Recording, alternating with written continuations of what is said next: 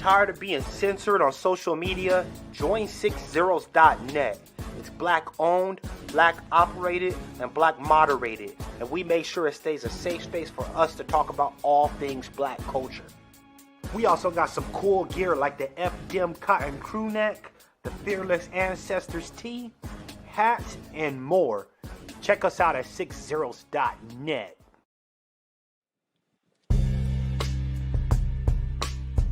Hey girl, why are you so sad? I just got banned from Twitter again. Should have been on 6zeros.net. Ah.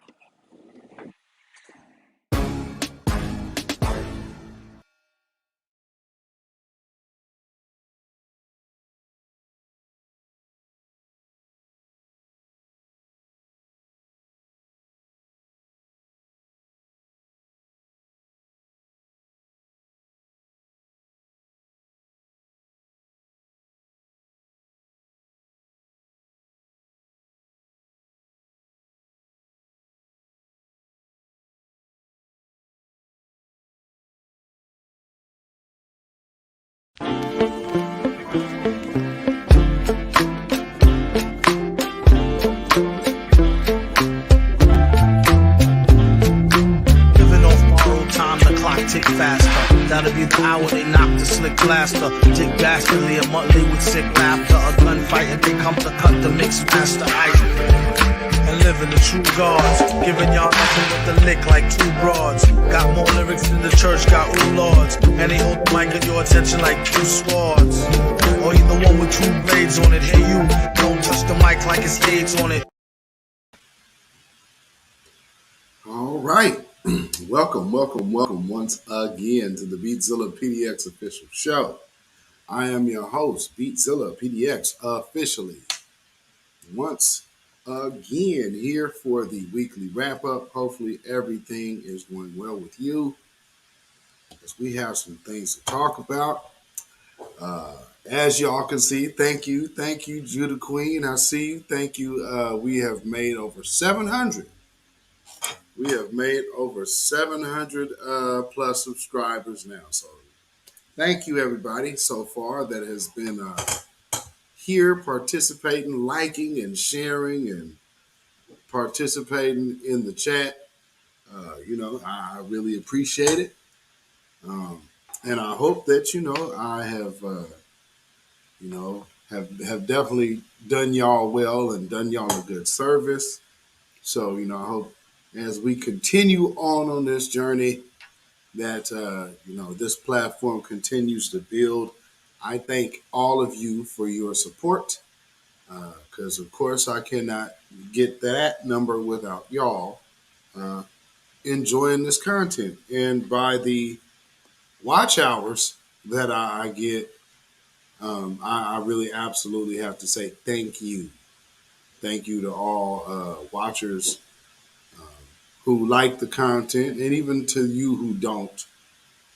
So for those who do not even, who though may be doing a little bit hate watching, thank you as well. Because I couldn't get those amount of hours, with this amount of subscribers without you. So it takes a team. So once again, thank you, everyone. I appreciate it. Appreciate all of y'all. Let me see who I have here. Let's see who we have in the chat. I see Lawrence Lilly. I seen Harlem Jackson, Capricornus, of course, Judah Queen, Nikki the Guy, my chief moderator in the house. We got Judah Queen, the informations officer. And then, of course, we have Samuel Logan, TJ, Roderick Allen, Silent D Productions in the house. Let's see who else. Tia to You, Tasha Peters, and Rayvon Johnson. All right. So as y'all are coming in, please like and share. This is one of the many spots of the new black media that you can get your fill of truth and be one energy. Nichelle Hargrave, Black First, good to see you in the chat tonight. All right. All right. So we are coming on in. Oh, boy, oh, boy. So this is going to be another one of those educational broadcasts, to say the least. Um, who remembers when Joe Biden did his meeting right after he got elected with the so-called black leaders? I wanted to take a re-examination of that particular meeting, just seeing how things have transpired this week with our brother Marcel Dixon's campaign, and just seeing, not that anyone had outlandish expectations, because I see how some people are. You ever been in a situation where people's fear was more outlandish than your actual expectation? Does that make sense? But that tells us a lot. That tells us a ton. And, just the fact that the level of belligerence that I have seen coming from just, supposed put together individuals, it has been quite eye opening. And as well, not that we already didn't know how many people would love to still be on the plantation and never escape. But with this whole Marcel situation, there's a lot. There's a lot to take away from this. Middleton, I see in the house. So one of the things to take away from this is the strategic placing down there in South Carolina. So, and they've had 30 years to build that vanguard. So I think when some people want to come over and maybe speak, because I was just in Afro Elite Space before we started this broadcast, and there was a cat that came on in, and this is one of those undercover chaos agents. And see, because there is no particular group, you kind of got to pick and choose your battles. But once you do, you're doing it publicly.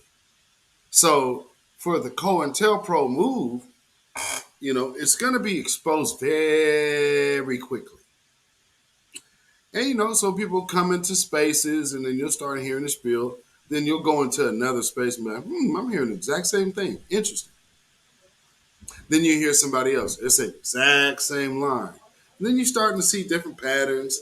And just like what we just saw today was very telling.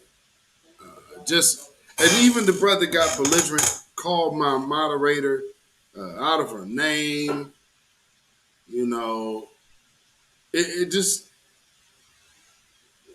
So I put it to you like this.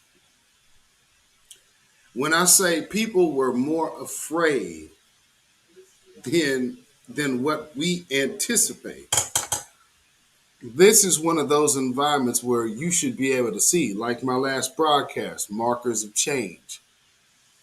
Well, today we have to discuss one of those other markers of change.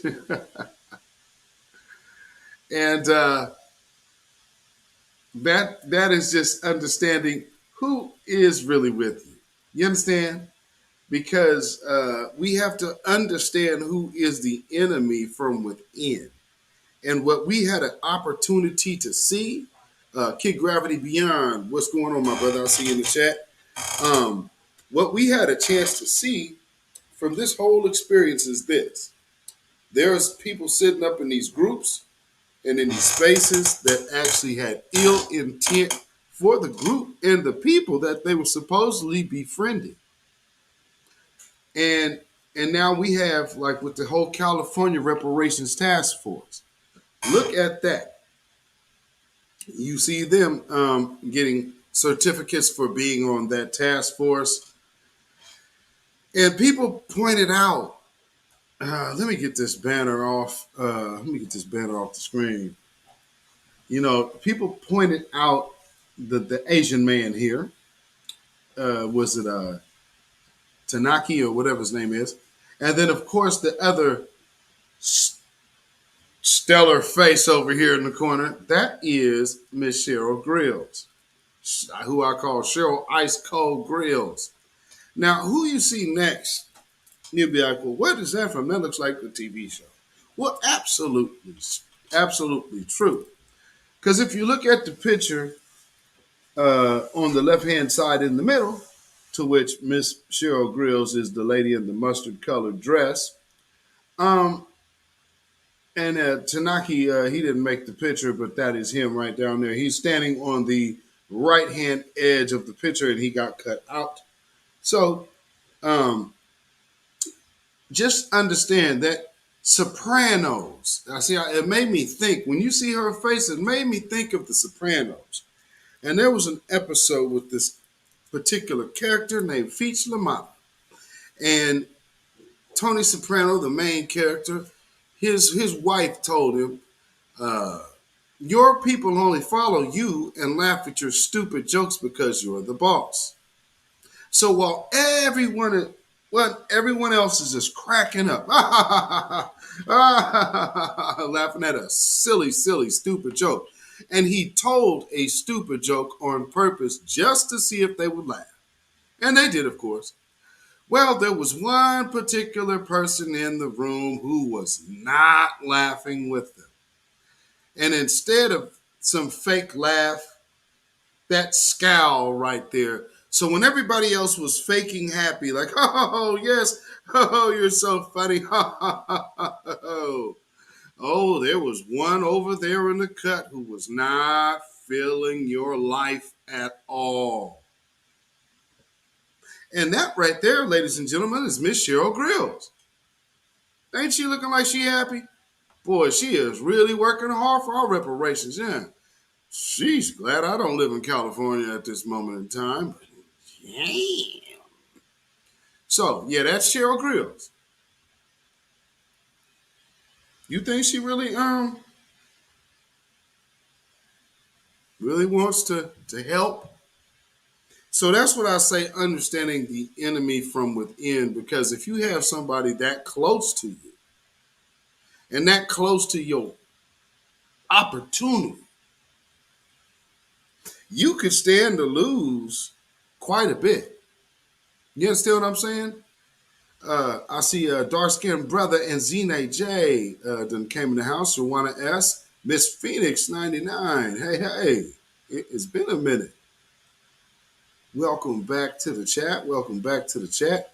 If y'all are just getting here, please, please, by all means, like and share this on your social media. We are trying to get over 1,000 subscribers here. Hopefully, before the end of summer, we can pull that off, which I do believe so. Things have a way of taking care of themselves, like we say around here. So I think that will be. In the meantime, though, let's see. Where is that? I got something to show y'all. So we got a few things to play tonight, y'all. It's going to be interesting. I want y'all folks that are kind of, torn. And you got these people that come in our midst that really don't want reparations. I mean, they're literally entitled to it. But because of the thought of having to forfeit acceptance. And I'm gonna get to these clips from that because, like I said, I just had to go revisit that meeting. Ooh-wee. Yeah, there's some things of concern that popped up in that meeting, but also some eye-opening things. It's like, okay, so this is what they're pushing willfully. Well, we're gonna get there. Let's see. Let me get this in first. And get that in there. Okay, let's see. So where are we going first here? Oh, I know exactly where we need to go first. So first off, um, well, man, there's so much going on this weekend. So we are in the week of the month anniversary of the Buffalo Massacre. Today is also the anniversary of the Charleston 9. So that is what, if you saw, of course, the beginning. I put it's the Charleston 9 up here at the top, and then on the bottom are the victims of the Buffalo racist, anti-black massacre at the Tops grocery store by white supremacist. We don't have to suspect him, but white supremacist Peyton Gendron. So with that being said, he just finally got him some federal hate charges. And let's check that out. 18-year-old accused in the racist killings at that Top supermarket. And tonight here, Pierre Thomas with the description from prosecutors of the chilling scene inside that store, what we had not heard before. Attorney General Merrick Garland laying flowers at that makeshift memorial at the scene of the Buffalo grocery store massacre, today officially declaring it an unmitigated, intentional act of hate-based murder. No one in this country should have to bury a loved one because of such hate. Prosecutors flatly saying today 18-year-old Peyton Gendron's goal was to kill as many blacks as possible, charging him with 26 counts of hate crimes and weapons violations. An unsealed affidavit describes Gendron's calculated planning of his seeking the highest chance of success when he went on a shooting spree at the local supermarket. The new charges lay out how he selected the Top supermarket because of its high percentage of black people, that he scouted the location several times, making a map of its interior. One chilling scene from the massacre says it all. At one point, he aimed his rifle at a white male Tops employee who had been shot in the leg and injured. Instead of shooting the white employee, the gunman apologized to him before continuing his attack. David, while there's a Justice Department moratorium on federal executions, today the AG pointedly did not answer the question when pressed on whether he would seek the death penalty in this case. David? All right, Pierre, thank you. Hi, everyone. George Stephanopoulos here. Thanks for checking out the ABC News. Okay. Tanya Zion, an Aboriginal woman. I see y'all in the chat. I see y'all. Welcome, welcome, welcome. Shalom. So, he finally got on some hate charges. That took a month. Meanwhile, they're already got those brothers who were defending themselves. They're sitting up in jail on $1 million bail. They're sitting in jail on $1 million bail, charged with first-degree murder for something that happened while they were being attacked. And they just keep trying to downplay it and downplay it and downplay it. But see, that's the nature of this wicked beast and the dishonesty and dishonest nature of this wicked beast of white supremacy that we're dealing with. With that being said, we also, though, have to understand when we have no friends. And then we have this right here. Look at that. That is your homie Cheryl Grills right there. Oh, yeah, La Ket. Welcome, welcome. I see you in the chat. All right. Cheryl Grills. Oh, man, man, man, man.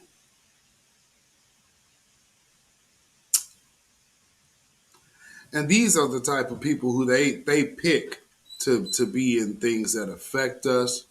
You can kind of see why now, huh? Because, them people don't mean us no good. That to even have it for her to be one of the ones to vote against lineage-based reparations kind of makes sense that she would have that look on her face, huh? And I mean, she's obviously stewing about that. She is obviously stewing about that. Well, she, it is what it is. Now, so we're gonna get this news out the way.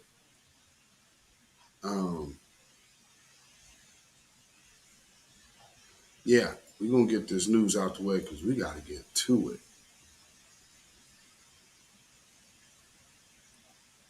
Okay, so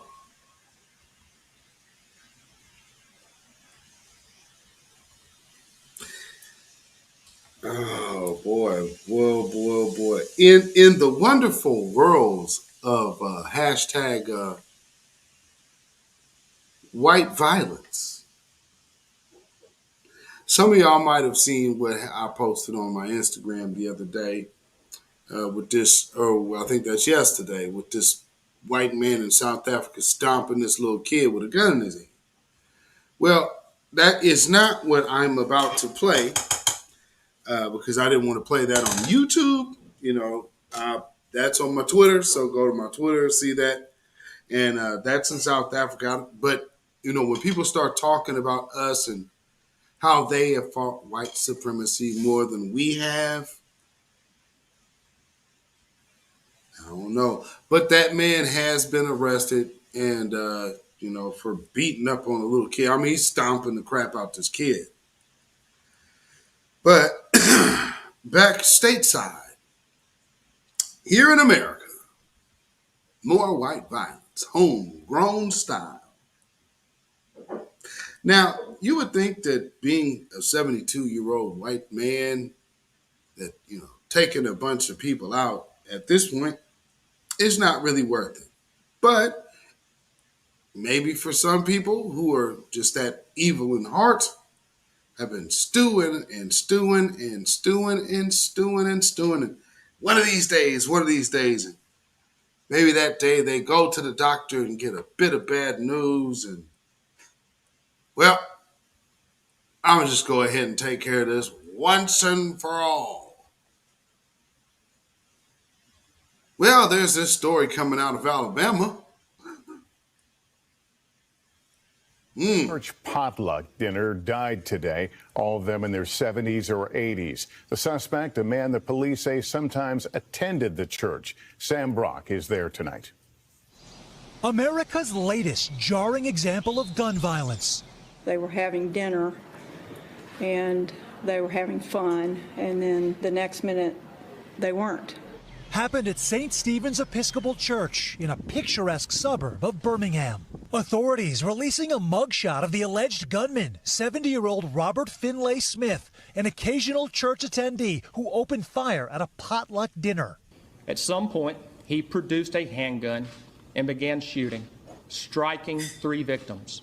All 3 were killed, ranging in age from 75 to 84 years old. I think you described a situation in which a fellow parishioner subdued the shooter. How critical was that in saving lives? It was extremely critical in saving lives. The person that subdued the suspect, in my opinion, is a hero.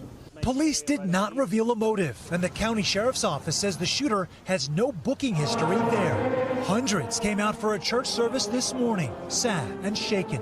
Especially with a church environment, I think a place you consider to be really safe and a place of refuge is now kind of violated in a way. A minister here now has direct ties to... Did you catch that part, though?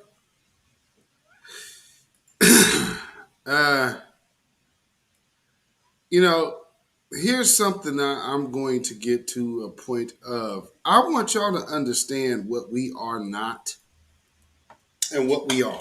See, what we are is something to us. But, for those other people, we might not necessarily even be considered because, there's a whole crisis. Check this out. Let's go back to what she just said. And I'm just going to leave this picture on the screen. To be really safe in a place of refuge is now kind of violated in a way. Wait a minute. And shaken. Especially with a church environment, I think a place you consider to be really safe and a place of refuge is now kind of violated in a way. A minister. Yeah, I guess. Now, with that being said, check out the rest of the crazy coincidence about this story. Because it's funny that she would say that.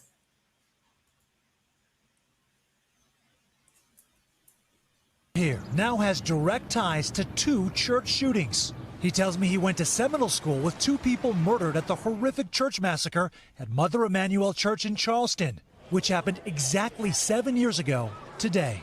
A country in crisis. I was just really sad. I think it's sad to see something like that happen where you live. Confounded again by gun violence and split about what to do about it. Sam Brock, NBC News, Vestavia Hills, Alabama.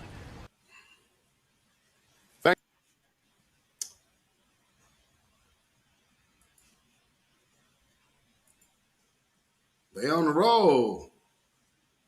Now, again, what would we be under? What do we know? That they like to take runs at soft targets, even if, like I'm saying, I'm not saying this person is a white supremacist or, well, no, I'll just put it like that. I'm not saying this person is a white supremacist. I don't know, but this is no derelict. This is a person who actually is a licensed gun seller.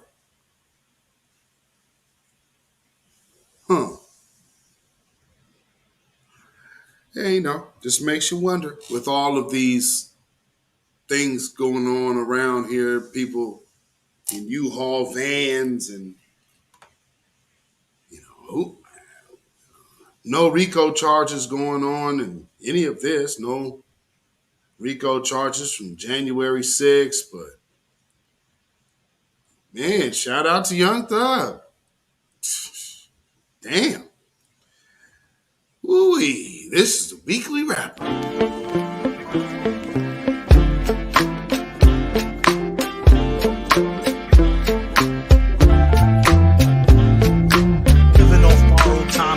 Tick faster.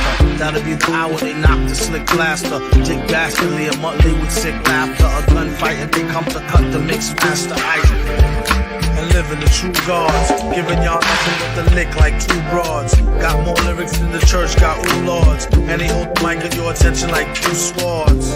Or you the one with 2 blades on it. Hey you, don't touch the mic like it's AIDS on it. Alrighty. So,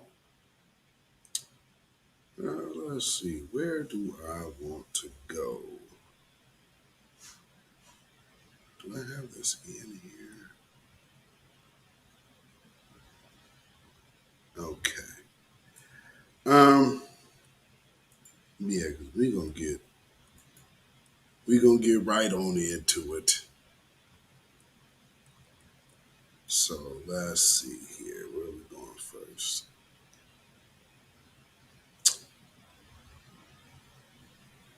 So, of course, y'all know that black women have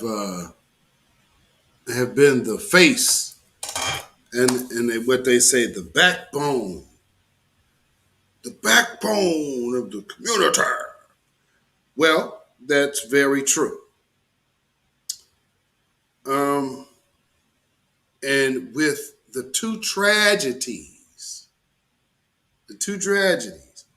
that I showed you the victims of, you've seen a lot of black women.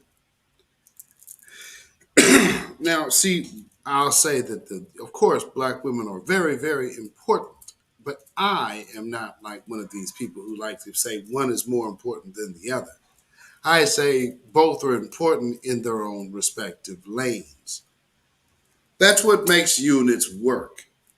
Somehow, being in the opposite lane is a mindset that's thrust upon us while other people are sitting up there just simply plotting our demise. And if you're not busy with this type of confusion, then they already got you on the forgiveness train. And when you're on the forgiveness train, you can tend to let your guards down. And I mean, hey, I understand because that is the nature of our people. However, discernment of something's not right. That's the one thing that should happen. And it's unfortunate that it did not in this case. So with that being said, we're going to give a little tribute to the Mother Emanuel victims of racist, anti-black, white supremacist, bigot, Dylan Roof, his victims. That like we said, 7 years. It's been 7 years since this scumbag has pulled off the racial massacre, and then of course nobody's seeming to notice that we're having something like copycat type of situation 7 years later. I mean, maybe it's a coincidence. Maybe it's not.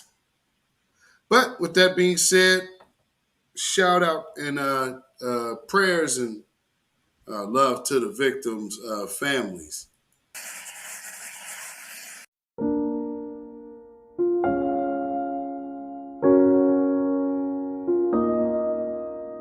Would it be appropriate if I ask if we could bow our heads for a word of prayer in the sanctuary?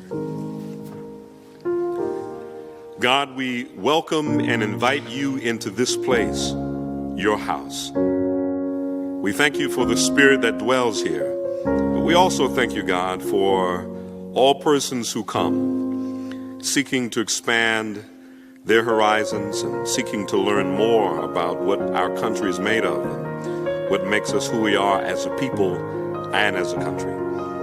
We pray that our time here spent today will be seen as an act of love as well as an act of righteous indignation in the face of injustices. And we pray that all persons here today may feel your presence and be drawn closer to you. In Jesus' name we pray. Amen.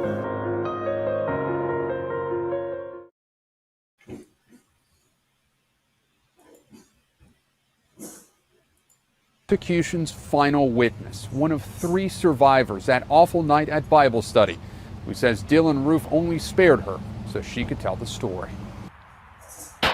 Today, federal prosecutors are expected to rest their case against Dylan Roof, the 22-year-old accused of a massacre fueled by hate.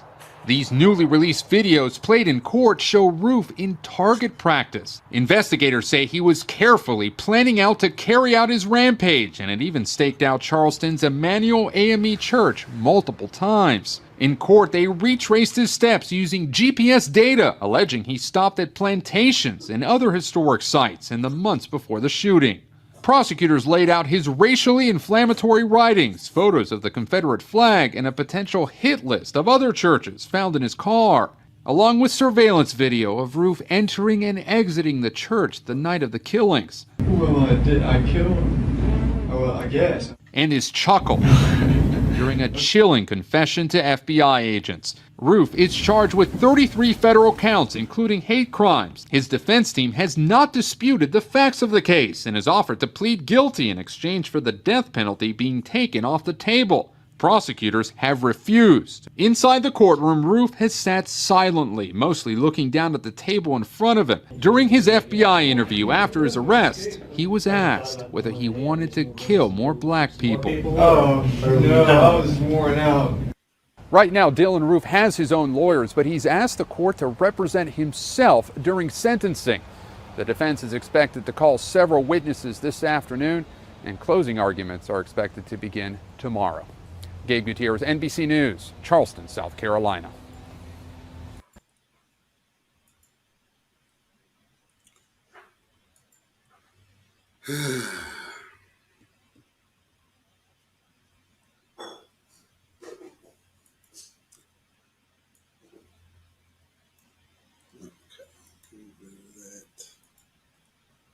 So,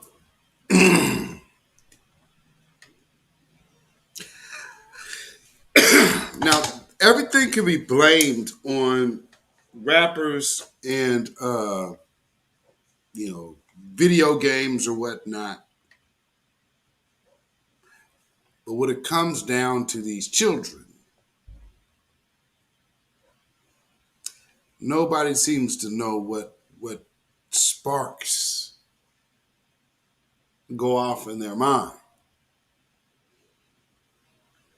You know, a lot of Democrats seem to think Joe Biden is less racist than Donald Trump.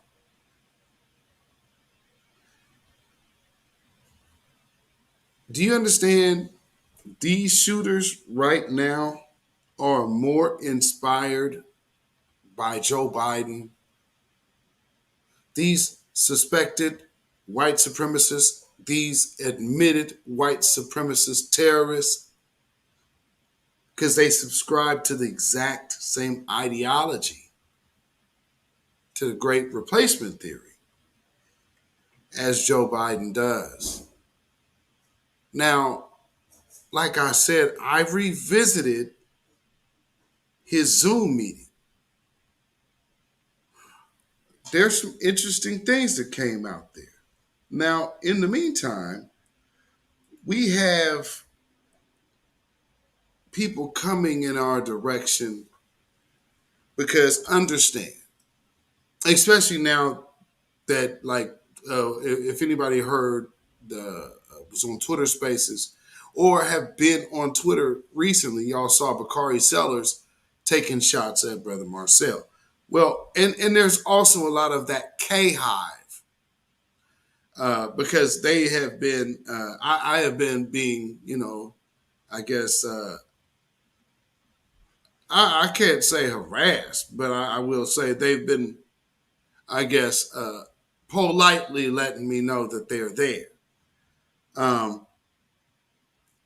Neither here nor there, because you guys, the K-Hive is like, you guys got to be sick. You really think that this country would ever vote Kamala Harris in? That is so unrealistic and ain't funny. But nonetheless, we are seeing that there is a K-Hive. And these people have been absolutely, totally tuned in to all of the new black media. So with that being said, I got to go back to the tribute real quick because there's a K-Hiver that, and I'm noticing, okay, I see the connections. You notice when you start seeing the same individuals around. So, okay, got it. So now all of these same people who are hating on Marcel, there's K-Hivers, there's men K-Hivers. One of them called my chief moderator a B today. K-Hivers. If y'all don't know what the K-Hive is, that is the Kamala Harris hive.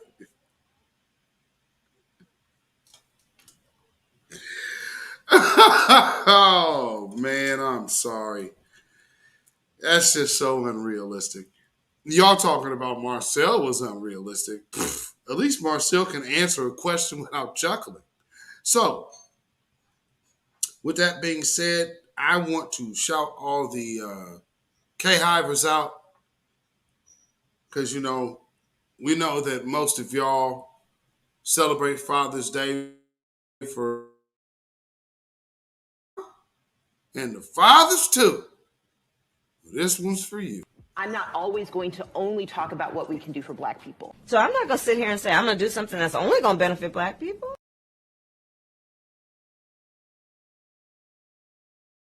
And we forget that it's okay to take the cape off.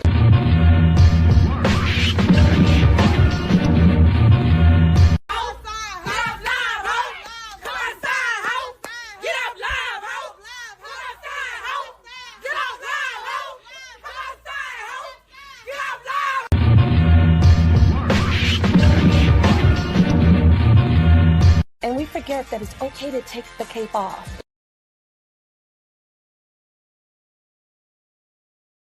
You gotta see a little clearer.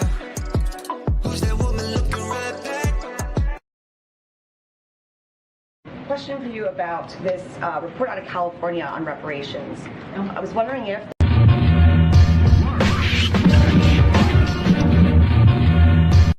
the cards can reveal things that you will never see by yourself. Call me now for your free tarot reading.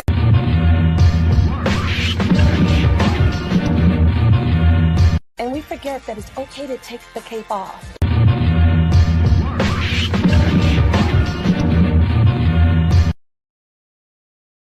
You gotta see a little clearer. Who's that woman looking right back?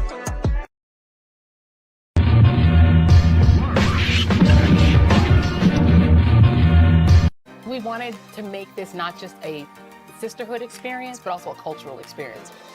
You embody the spirit of Shirley Chisholm. I'm in her office. On Capitol Hill.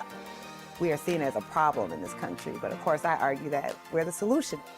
We have that superwoman cape on all the time. And we forget that it's okay to take the cape off. Here's to black women.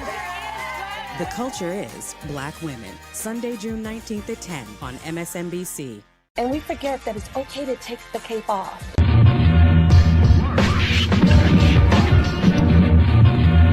And we forget that it's okay to take the cape off. Let's be clear about that. Let's really be clear about that. So I'm not going to sit here and say I'm going to do something that's only going to benefit black people. No.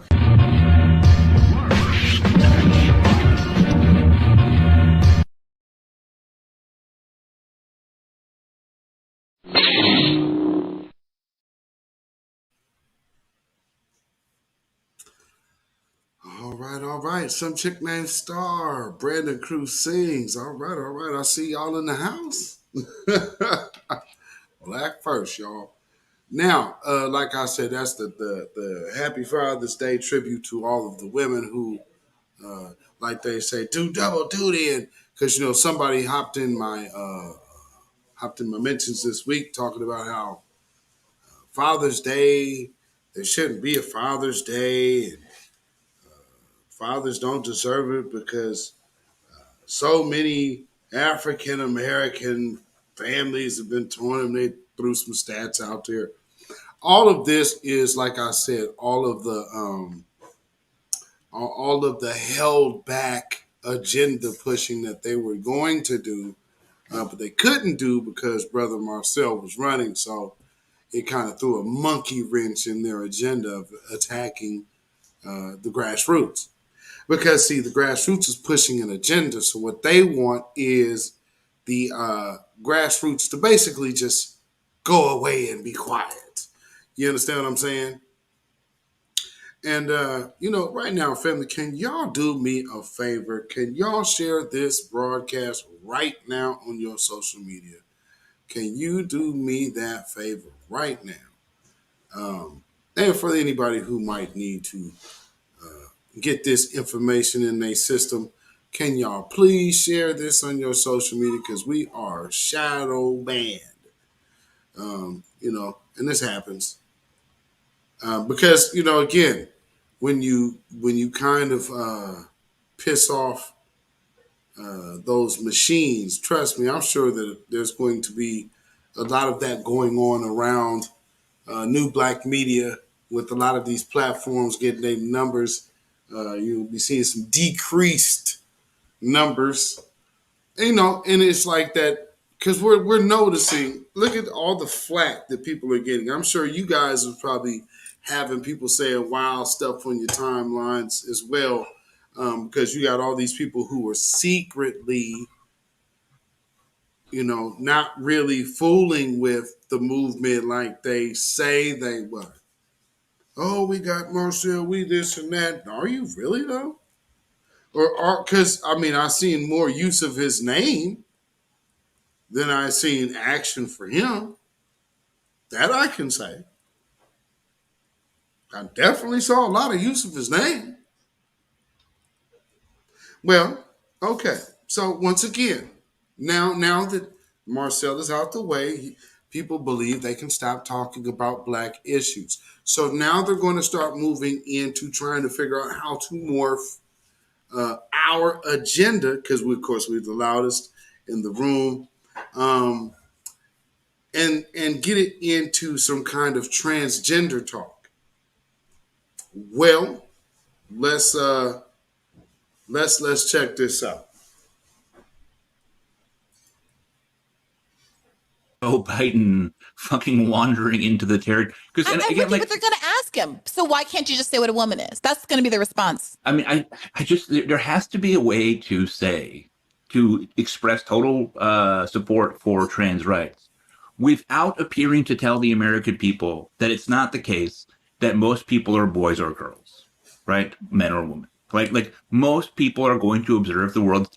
Even people who are totally accepting of trans people say, yeah, there's some trans people, but most people in the world are cisgender men or women. And for most people, their anatomical reality matches their gender identity. And that's a thing. There's boys and girls, but also there's trans people and they're equally valid and we love and respect them and we respect our gender identity.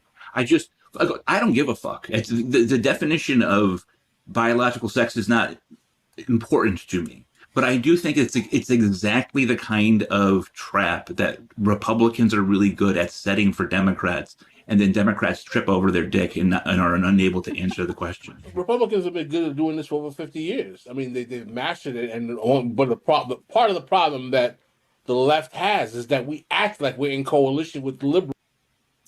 Uh-oh. Now let me point something out. Now this is real slick talk here that's going down. So let me fix this real quick. Okay. I actually got a call, but something that this cat just said. Because I was wondering, why is he using these different words? Because he's saying us, the left. Then he's talking about liberals. Then he's talking about Democrats. Since we're in family, have you not known the left to mean Democrats in the first place? So what is this dude talking about? And let me actually go back to the white dude that they're talking to. Can you see that in the background? Can you all see that hat? Y'all see that hat in the background? What most people might not know, one who cares, I see in the house, that is actually a Proud Boys hat. Because the Proud Boys hat the P is similar to the P that is used for my city with a slightly different font because those hats originate from here. So that is what that is right there. If you see that hat right there and the P is facing prominent to you. Now, this is one of the K-Hive podcasters. Why are they talking to this dude? Now, you got two black folks on here. Neither one of them are talking about black issues. They're talking about their gender identity. And that's a thing. There's boys and girls. So let's get Republicans are really good at setting for Democrats, and then Democrats trip over their dick and are unable to answer the question. Republicans have been good at doing this for over 50 years. I mean, they've mastered it, but part of the problem that the left has is that we act like we're in coalition with the liberals who want to change that, which we're not. Because the reality is that part of the problem of being on the left is believing that you're dealing with Democrats and liberals who are trying to fight for the material realities that change the condition of the constituencies you care about, when you're not. Because what the liberals have been doing for 50 years has been advertising for the job of being the party of the ruling class, which they have become. And one of the consequences of being the party of the ruling class is that the people who control the means of production want you to do their bidding and not give a damn about working class people. So now we have two parties. We're in a situation we have Republicans who are better at acting like they care about working class people than Democrats are at actually caring about working class people. This Negro just pulled a disappearing act. He disappeared himself out the whole conversation because he just refused to acknowledge his blackness. We are not. So let me go back to that because I want to point out to the verbiage he's purposely using. Us on the left. There is no such thing as the us. No. The left and liberal? Are you kidding? Answer the question. Republicans have been good at doing this for over 50 years. I mean, they've mastered it, but part of the problem that the left has is that we act like we're in coalition with liberals who want to change that. Whoops. Y'all catch this? We act like we're in. So that's the problem with the left. Are we inventing a new term for black? The left, and then he's separating left, liberal, and Democrat. Why do you think he's making this distinction to make the separation of the three? What that is doing what it's basically doing is it's subliminally pigeonholing black people, and especially the Cave Hive listeners who will watch her show and hear herself and be like, yeah, we're left. And the liberals, and see, they have to get to us because, see, now what's happening is this weird morphing into saying left. So left is now becoming, left is meaning black, but now left is meaning everything else. And then liberal means white people, white women, and then Democrats means white supremacist or suspected white supremacist males. The system of white supremacy. Why is this dude talking like this? Because notice how, as a black man, as a big black man, can't help but notice that, huh? I guess the only thing different is he would have had like a beard and a ponytail, huh? See, this is the type of stuff they do, y'all. Let me do just one more time. Catch the game. And then Democrats trip over their dick and are unable to answer the question. Republicans have been good at doing this for over 50 years. I mean, they've mastered it, but part of the problem that the left has is that we act like we're in coalition with liberals who want to change that, which we're not. Because the reality is that part of the problem of being on the left is believing that you're dealing with Democrats and liberals who are trying to fight for the material realities that change the condition of the constituencies you care about, when you're not. Because what the liberals have been doing for 50 years has been advertising for the job of being the party of the ruling class, which they have become.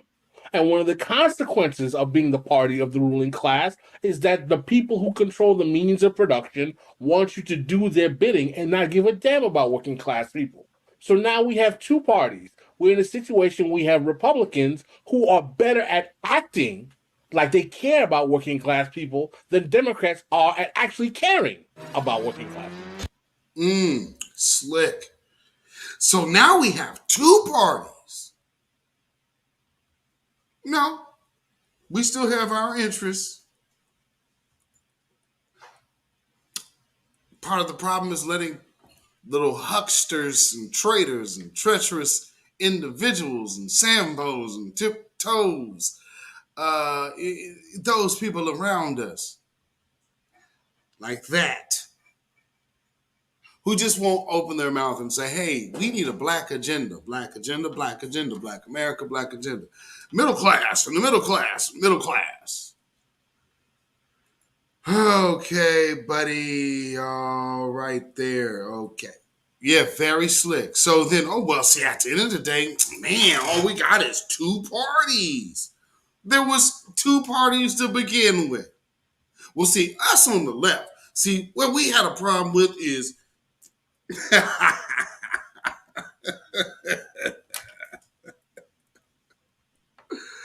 oh boy, that was a long trip going nowhere, wasn't it? He didn't take you nowhere. Nah, not at all. So with that being said, let's see where we're going next. So let's hit let's go here. We're gonna hit the Joe Biden stuff after we hit the reparation stuff. So I'm gonna show you a little this is something that's going on in California. We got to hit this story real quick because we have to discuss who our enemies are. And see, we have a lot of these people that like bringing outsiders to the mix. And this whole, the whole thing being tied to sex, see, that sexual access thing, they understood how big of a gateway that is. And again, I'm telling you, you will see it in this broadcast. But first, without further ado, California.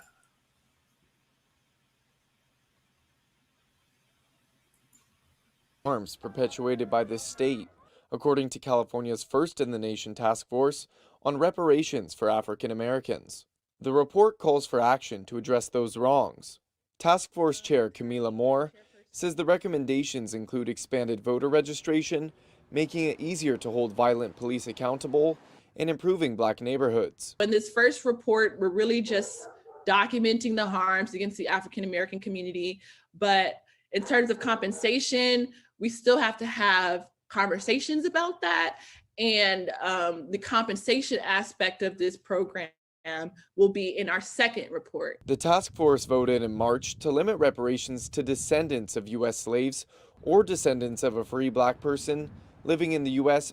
prior to the end of the 19th century. It does not include compensation to all Black people in California. San Diego City Councilwoman Monica Montgomery Stepp is one of 9 members across the state on the reparations task force. She told KPBS in a written statement, "The task force has made it clear that reparations for African Americans are critical for rectifying systemic disenfranchisement. This interim report begins to lay the foundation for providing a proposal to the California legislature and serves as an example for the federal government to follow." Moore says the report is the first government commissioned study focused on addressing the unique needs of the African American community since the 1968 Kerner Commission. She says a key recommendation includes a special office with experts in genealogy to help people document their eligibility for financial restitution. To assist the African American community with demonstrating their eligibility, because I think the task force understands that the burden shouldn't be on the individual, it should really be on the state. The report marks the halfway point for the 2-year task force's work. The draft report does not provide a comprehensive reparations plan, which is due to lawmakers before July 1st, 2023. Jacob Ayer, KPBS News.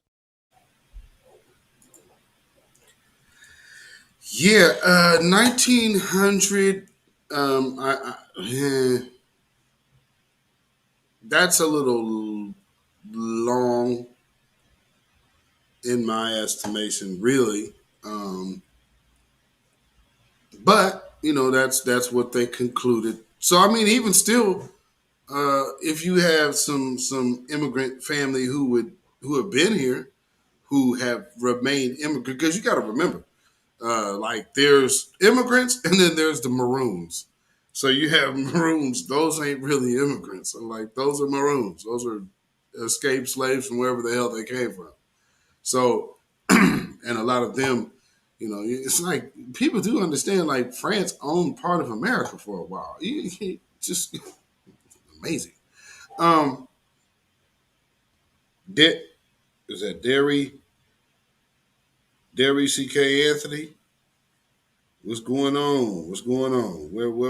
Welcome. SMCM Queen Meadow Duape. I see you. Welcome.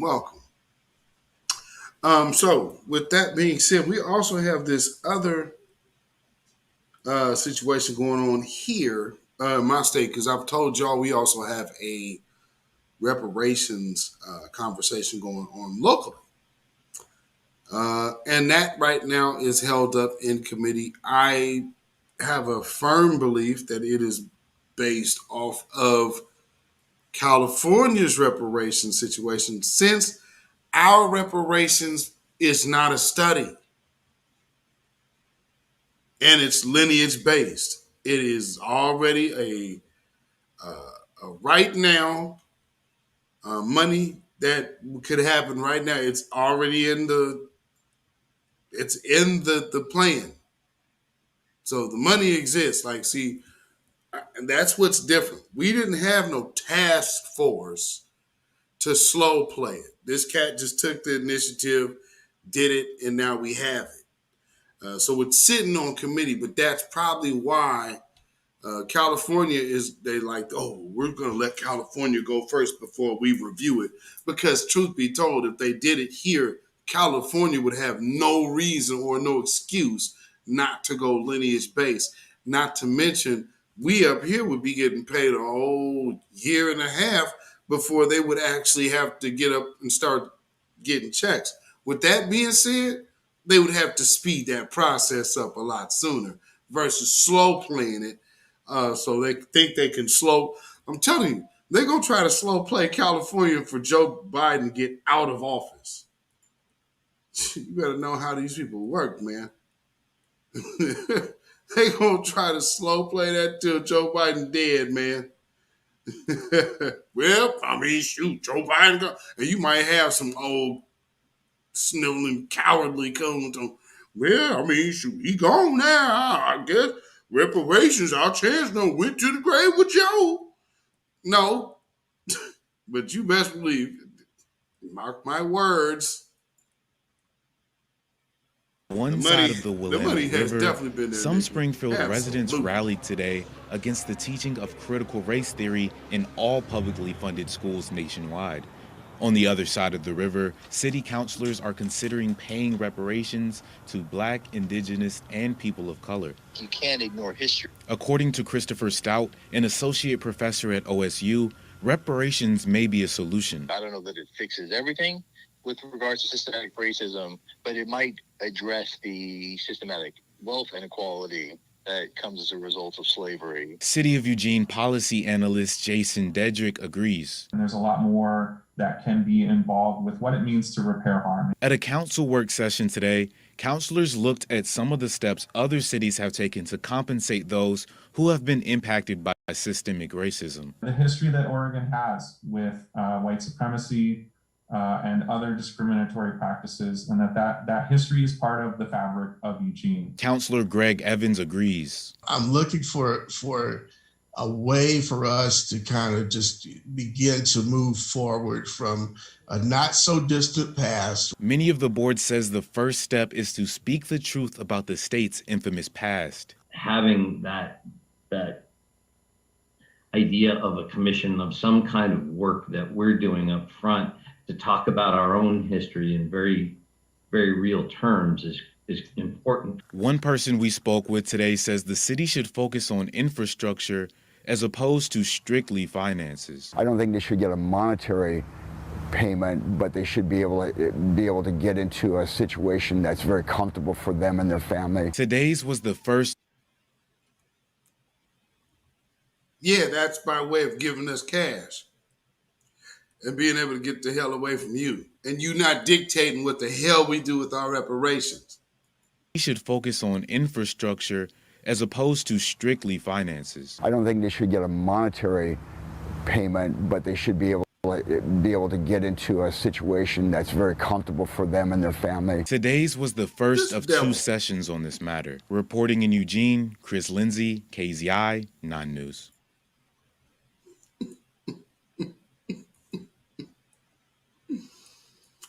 And we have black folks coming at black folks for people like that. If all that person needs to do is say they're a Democrat, and you'll excuse that type of behavior, I guarantee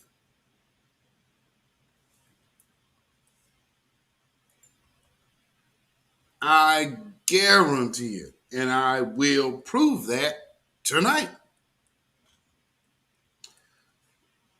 We have all of this turmoil coming on our community, but doesn't seem like anybody is paying any attention. Well, Joe Biden is clearly paying attention, especially when you might be one of the people who is responsible. I mean, I can't say, when you suggest things like he's doing,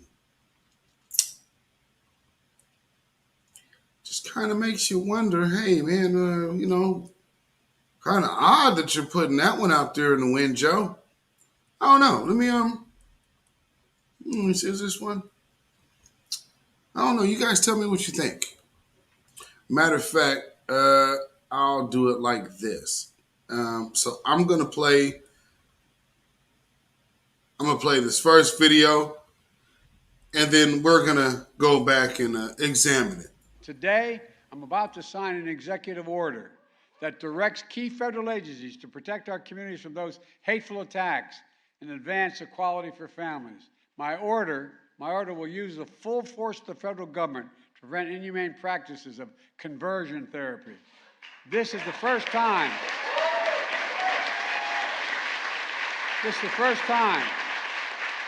the federal government is leading a coordinated response against this dangerous, discredited practice.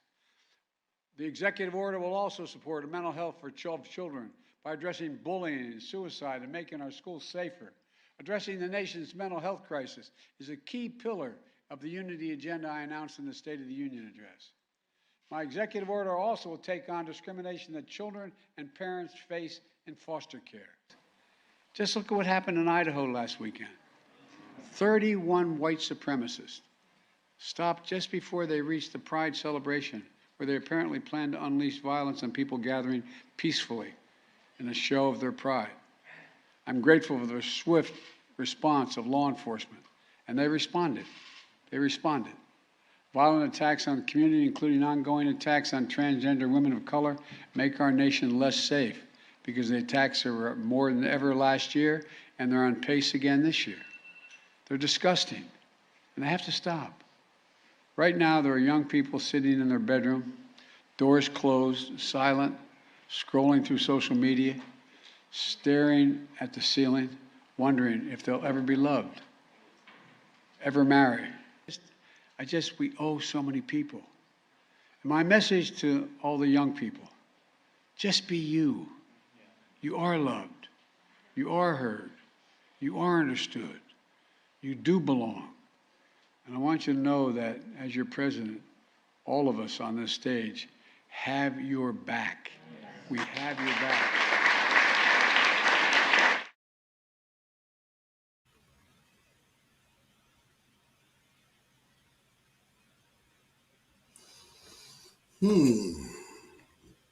Here's another version that directs key federal agencies to protect our communities from those hateful attacks and advance equality for families. My order will use the full force of the federal government to prevent inhumane practices of conversion therapy. This is the first time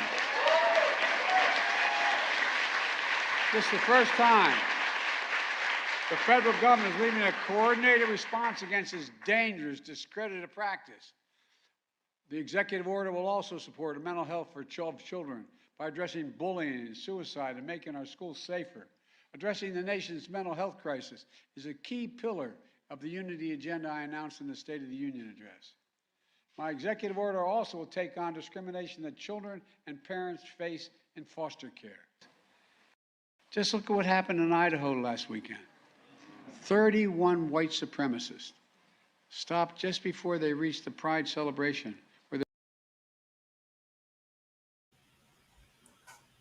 Actually, let me swap that out. Let me swap these videos My out. message to all the young people, just be you. You are loved. You are heard. You are understood. You do belong. And I want you to know that as your president, all of us on this stage have your back. We have That's very important. so many people. My message to all the young people, just be you. You are loved. You are heard. You are understood. You do belong. And I want you to know that as your president, all of us on this stage have your back. We have your back. Today, I'm about to sign an executive order that directs key federal agencies to protect our communities from those hateful attacks and advance equality for families. My order will use the full force of the federal government to prevent inhumane practices of conversion therapy. This is the first time. This is the first time the federal government is leading a coordinated response against this dangerous, discredited practice. Just look at what happened in Idaho last weekend. 31 white supremacists stopped just before they reached the Pride celebration, where they apparently planned to unleash violence on people gathering peacefully in a show of their pride. I'm grateful for the swift response of law enforcement, and they responded. They responded. Violent attacks on the community, including ongoing attacks on transgender women of color, make our nation less safe. Did you catch that? Transgender women of color. Not women of color, not black women, transgender women of color. He skipped over women altogether. I mean, natural born women, that is. No offense. But did y'all catch that? Because the attacks are more than ever last year, and they're on pace again this year. They're disgusting, and they have to stop. Right now, there are young people sitting in their bedroom, doors closed, silent, scrolling through social media, staring at the ceiling. Bedroom, doors, and they have to stop. Right now, there are young people sitting in their bedroom, doors closed, silent, scrolling through social media, staring at the ceiling, wondering if they'll ever be loved, ever marry. Disgusting, and they have to stop. Right now, there are young people sitting in their bedroom, doors closed, silent, scrolling through social media, staring at the ceiling, wondering if they'll ever be loved. Is that ringing a bell? Is that ringing a bell? If anybody remember Dylan Roof's manifesto, there was something about that in there. Well, now wasn't there?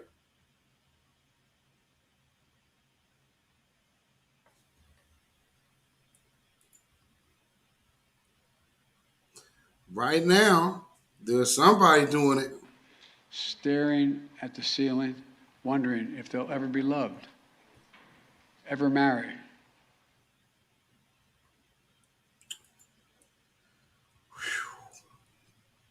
So, as these white supremacists have often demonstrated their disdain for black sexual organs, as it's been produced, that truth has been produced throughout history with factual evidence. And with that being said, Dr. Frances Cress Welsing has often brought that fact to light in her pieces, as well as, as she always alludes to her inspiration and her mentor, Dr. Neely Fuller. Well, as AJ said, the TS just helps America. Right? And not only that though, but all of these people who think that they're losing something. And oh, don't worry, we got your back. Like Kyle Rittenhouse, maybe.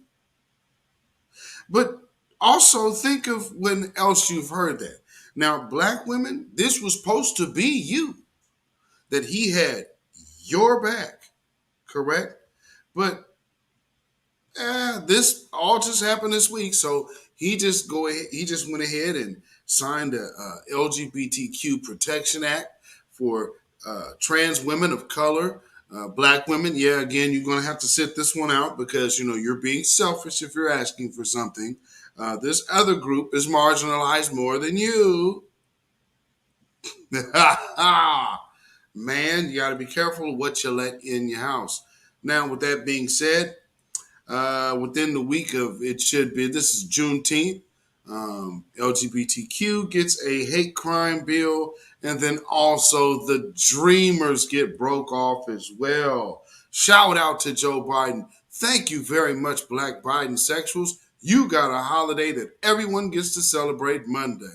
Woohoo! Clap it up for you. You 10 won. years ago today, I stood with President Obama as we announced one of our proudest accomplishments, a program called DACA, Deferred Action for Childhood Arrivals, that's since transformed the lives of hundreds of thousands of young people, known as Dreamers, who were brought here as children and only know America as their home. They don't know anything else. By allowing them to live and work here legally, these young people contribute to our community in ways that are both big and small. They study hard to attend college and graduate school. They're entrepreneurs who start businesses. They serve in our military. Dreamers are friends and neighbors and Americans in every way except on paper. It's time to provide them with the permanent protections they deserve. I made clear in my State of the Union address that we need to provide a pathway to citizenship for Dreamers. I continue to call on the Congress to pass a bill that does that so I can sign it immediately. To Dreamers and the organizers who have been in this fight for so long, I'm in awe of your courage and sharing your stories. Thank you for all you do to contribute to our nation. And know this, your president has your back, and I mean that. I have your back. We're going to get this done.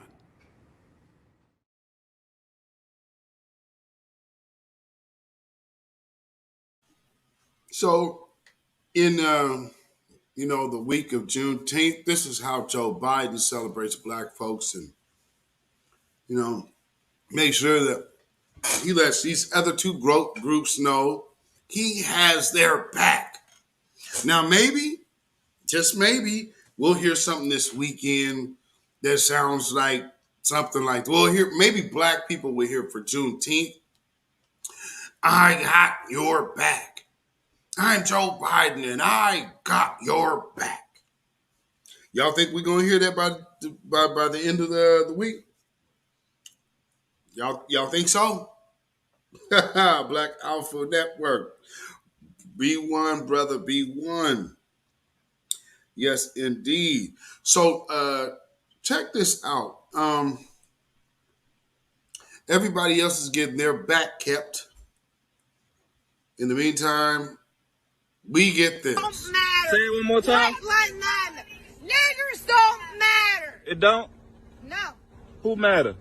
Yeah, y'all skulls are thicker. Okay. Your baby's different. Okay. Y'all are not us. Okay. Who matters? White power matter, you say? Look at this bitch. Like that. Hey, yo. And you tried to fuck me. No, I didn't. No, I didn't. Ew. Get your nigger ass up. Ew. Racist, yo. Racist. Racist.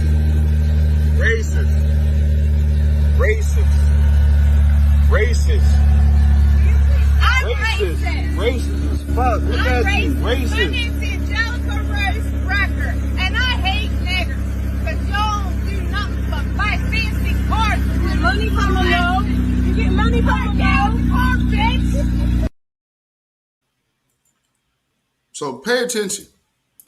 Although, both of those methed out scallywags probably might sleep in that car as a residence, they still view their whiteness as more valuable than that person to whom they're talking to.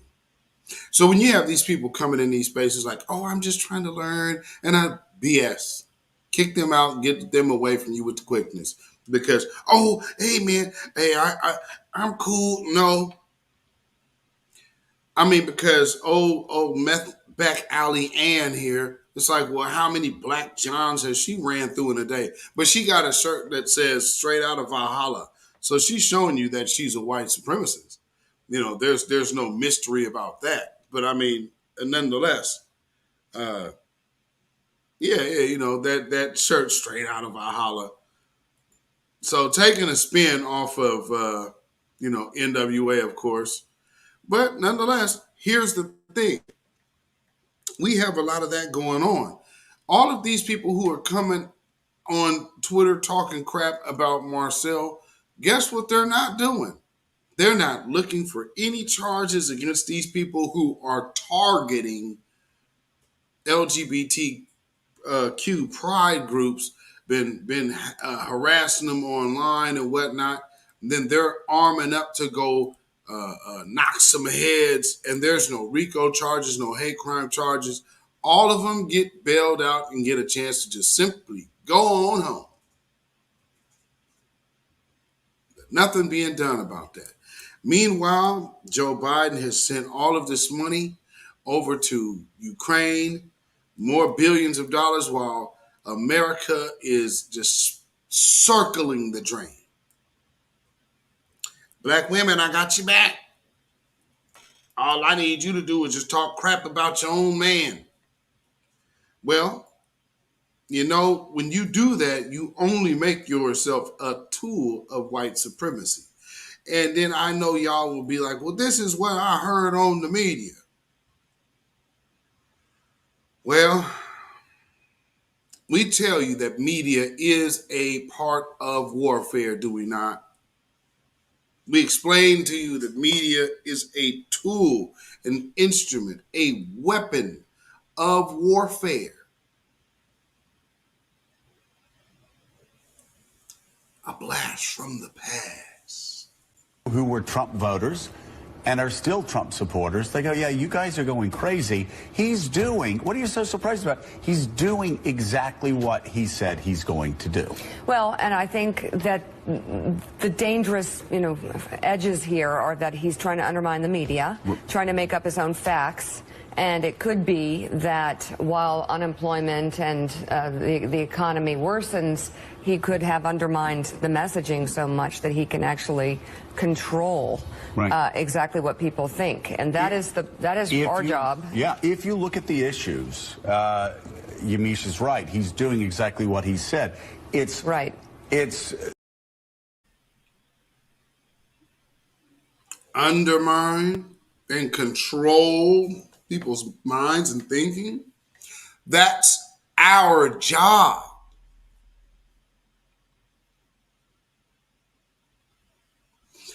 Undermine. What do you think they think new black media is? See, back in the day before there was more collective targeting with the voices, a lot of us were just considered to be bots.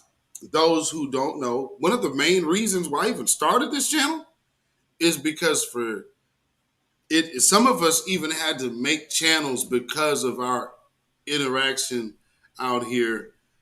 People were trying to use the excuse for us being bots or something of the sort. So the rest is history. No, far from a bot, just some of us know what we're talking about. Just not a bot. And not only that, though, I'm only talking about our interests. Here's another thing always to be mindful of. When you start hearing people talk about a person like myself and people in these spaces and say, hey, what you're saying kind of sounds like a white supremacist talking point. Make them prove it. Because I heard the one famous back and forth with Afro Elite. Somebody's talking about a question he asked and he posed it in the space and they said, well, hey man, that's a white supremacist talking point question. I'm from Portland, Oregon. There is nothing of the sort. I can't stand hearing these dudes that never really have been around white folks like that talking that dumb mess, because it's like, man, people would really think they know what they're talking about. Man, that's your white supremacy talking point. And man, you guys acting like you talking about for white supremacy. We're the number one target. Last I heard, number one enemy does never seem to make number one friend unless we have the same objective. So where is it in the world to where you see the black man promoting this? One of the things that happened on my Instagram is that this black woman, this black feminazi, came on my profile talking about how bad black men was and denigrating black women and blah, blah, blah. I said, okay, well, tell me this. To what public medium is this most evident? Oh, well, in the households and this and that. See, what she came with the black folks, black men are always publicly tearing down black women. Okay, where is that evident? Well, in the household and this and that. So we went from being in public to being behind the scenes. Okay, the goalpost is moved. All right, you're done. And so all these other little closet in these spaces, boy, it's been hiding a lot of the little black feminazis, you know, and I know they be upset at me because I call it out. I call it how I see it. Your daddy is the CIA and your mommy is Gloria Steinem, another agent. And then you had a whole other agent writing books for you. You thought that nut was smart. Well, she got a whole white Zaddy Rena. Y'all over there got your head up Bell Hooks ass. She don't, and she never liked y'all. I mean, you're talking about people that hated themselves. They didn't like themselves. They liked the opportunity to exploit other black folks because they didn't like themselves. That's a deep situation, I do understand, and you probably won't hear it because they'll never be in a situation to tell you that. But, I mean, I'm sure there's a lot of y'all that have done psychology. That should be not hard for you to see. For those of you who got those masters and doctorates, that should be textbook for you. With that being said, black folks, you have watched yourselves get symbolic gestures, symbolic victories, and you know you're going to hear a little piece about representation, and then we're also going to play the contrast of the reality of when a real black woman steps on the scene and teaches versus these women to whom they're trying to celebrate. Like these new females, understand how when they're in America, when they're talking about black women or the culture, notice how they never go to all of our black women of our past, like the Fannie Lou Hamers and those types that actually have had white folks with the jaws tight, that type. They don't ever bring that type stuff up. But, you know, they got this right here to tell you that we winning. Woo, look at this. If you look at globally, other countries, and if you look at where we are economically, when you think about the Group 7, the G7, we are in a much stronger place than we are economically than the rest. And also, I did look globally, though. He says that inflation is worse everywhere but here. That's not true. U.S. has worse inflation than Germany, France, Japan, Canada, India, Italy, Saudi Arabia. Well, so why is he saying that? I think what we are saying is that when you talk about inflation, it is a global thing. And it is not just about the United States. This is something that everyone is feeling.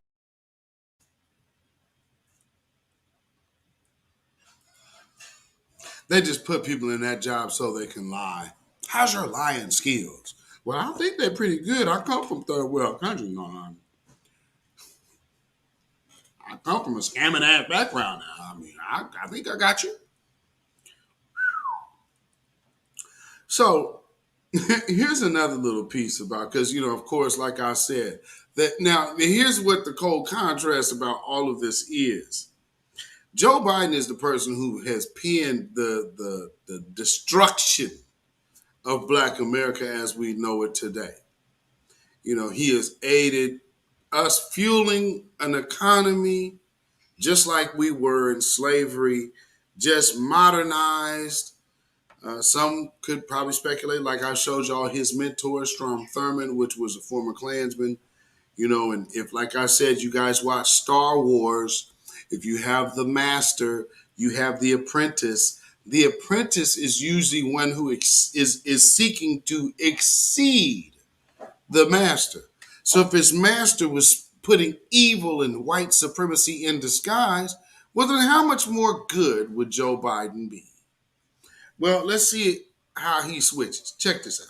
I can't believe the American people can't see through this. We already have a law, the Defense of Marriage Act, where we've all voted, not where I voted and others said, look, marriage is between a man and a woman, and states must respect that. Nobody's violated that law. There's been no challenge to that law. Why do we need a constitutional amendment? Marriage is between a man and a woman. What's the game going on here? Do you support gay marriage?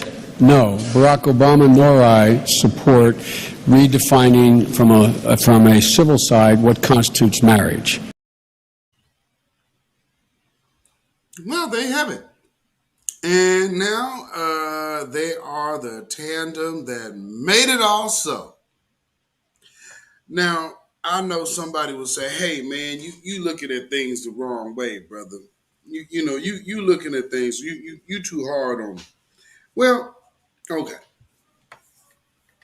Well, what would Martin Luther King say? What would Martin Luther King say, man? I mean, man, just think, I have a dream. Man, you judging people wrong. Well, what would Martin Luther King say?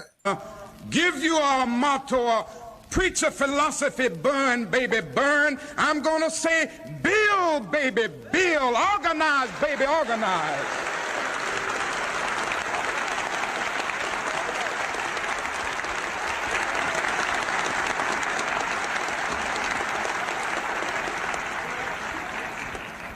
I've decided to stick with love. Somebody's got to have some sense in this world. And a lot of white folk have demonstrated eloquently that they don't have no sense. And why should we be that way?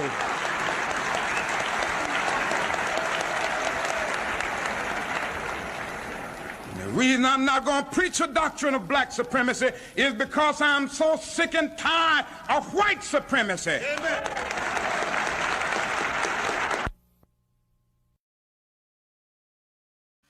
When people have people confused, people tend to get people's motives confused. Oh, man. Yeah, because, they present him to us. Not us presenting him to us. It's like, you really want to believe that they killed that man because he was always talking about being Mr. Nice Guy. Now, towards the end, he started getting a little bit of that different kind of energy. I'm tired of marching. Tired of marching for something that should have been mine at birth. I don't mind saying to you tonight.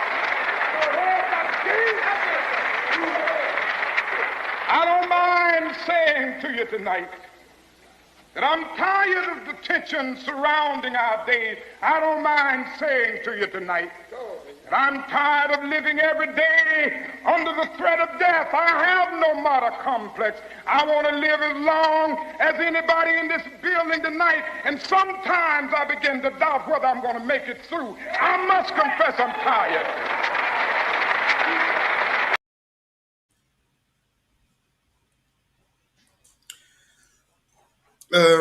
Who asked that? Yeah, Judah Queen. Somebody said that was Clyburn. Somebody said that was Clyburn sitting down there.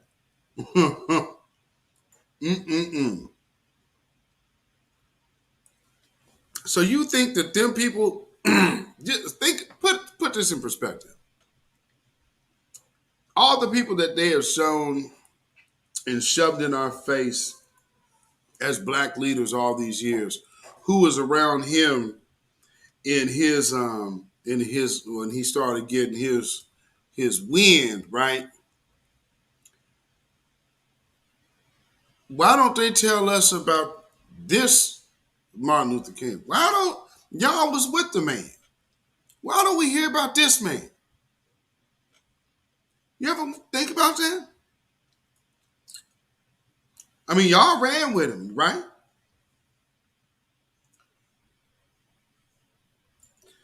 You know, let me show you something else, because it ain't all just about the men of this civil rights era, but it is also about the women, the real ones. The testimony before the Credentials Committee, the FDP had a lineup of very different people. They had Rita Schwerner, the widow of Mickey, who had been killed in Neshoba County. They had Martin Luther King. Everybody knew King.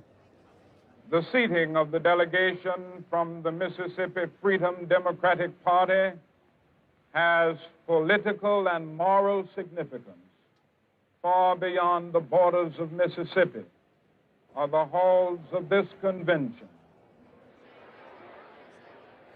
But the highlight of the testimony was that of Fannie Lou Hamer.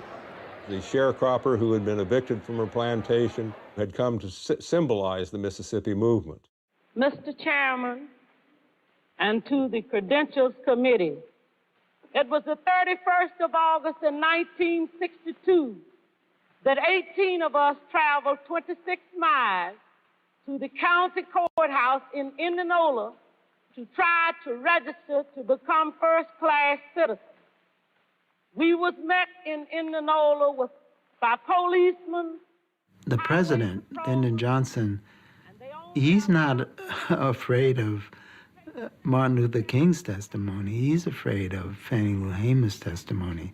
And so he decides that the country should not see her testify live. Johnson is in the White House, and he convened an impromptu press conference. We will return to this scene in Atlantic City, but now we switch to the White House and NBC's Robert Goralski. Now, ladies and gentlemen, the President of the United States. On this day, 9 months ago. He did it knowing that they would break away, thinking he might announce who his choice of vice president was going to be. Instead, he gets up there and he announces, get this, he announces that it's 9 months to the day since Governor Connolly, who was there, was shot along with President Kennedy. So he announced a 9-month anniversary. Everybody's scratching their heads. Thank you very much. And then he leaves. And by that time, Fannie Lou Hamer's testimony was over. However, it backfired on Johnson because it became a story that she had been taken off television and in the news that night, and for days afterwards, they replayed her testimony. I was carried to the county jail and put in the booking room. They left some of the people in the booking room and began to place us in cells. She had Mississippi in her bones. Martin Luther King or the SNCC field secretaries, they couldn't do what Fannie Lou Hamer did. They couldn't be a sharecropper and express what it meant, right? And that's what Fannie Lou Hamer did. And it wasn't too long before 3 white men came to my cell. One of these men was a state highway patrol. He said, "We're going to make you wish you was dead."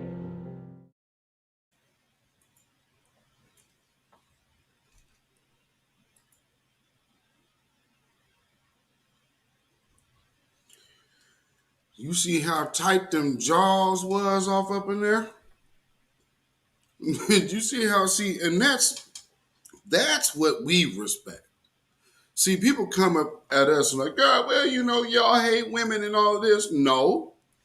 We come from these good old fashioned. See, a lot of people who come in that at us saying that, they're not foundational Black Americans because they don't have grandmas like that. We come from that. You know what I'm saying?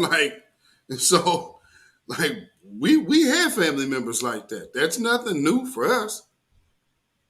You know, so it's that when we had a whole bunch of them Fannie Lou Hamer types in the locally accessible. You know, so that Another thing that makes a difference. And also the flip side of the men of that day as well. You know, understanding what they were doing. You're talking about people who were able to build communities out of slavery, Jim Crow, sharecropping, and getting evicted, like you're hearing from the land that they're sharecropping on, always getting screwed over, still making something happen. What's the answer? Well, the family was still intact.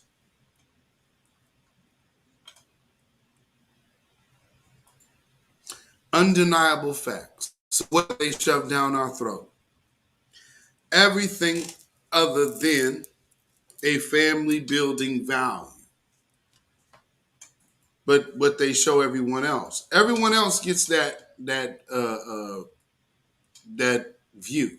They see themselves in media in that position. Instead for us, no. And then we'll have people like this that will come around and say, hey, I want to help. But really, you want to make sure that we just stay status quo. And in the meantime, we have victims that are getting totally ignored so you guys can jump over us for some president that you say was different than Trump.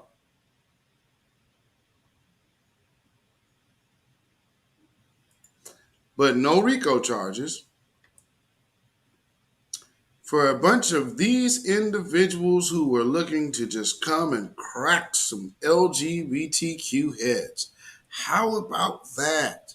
No one, I mean, and you know, I can't help but notice the black ones on Twitter and the mixed ones on Twitter. I ain't gonna call nobody out, but I just can't help but notice how some of them who always had something to say about Donald Trump is dead silent about all of this stuff going on right now. And the only time they're really vocal is about rainbow issues. And it's like, well, wow, you guys were, I thought a lot of these people were B1, but no, they were D1. Democrat first, liberal first, whichever you want to call it. Whichever you want, whichever you need to call it. So with that being said, let me play a little bit of this video because we have to look at what people were expecting for that woman vote for Joe Biden. Let's see here. Oh, but first,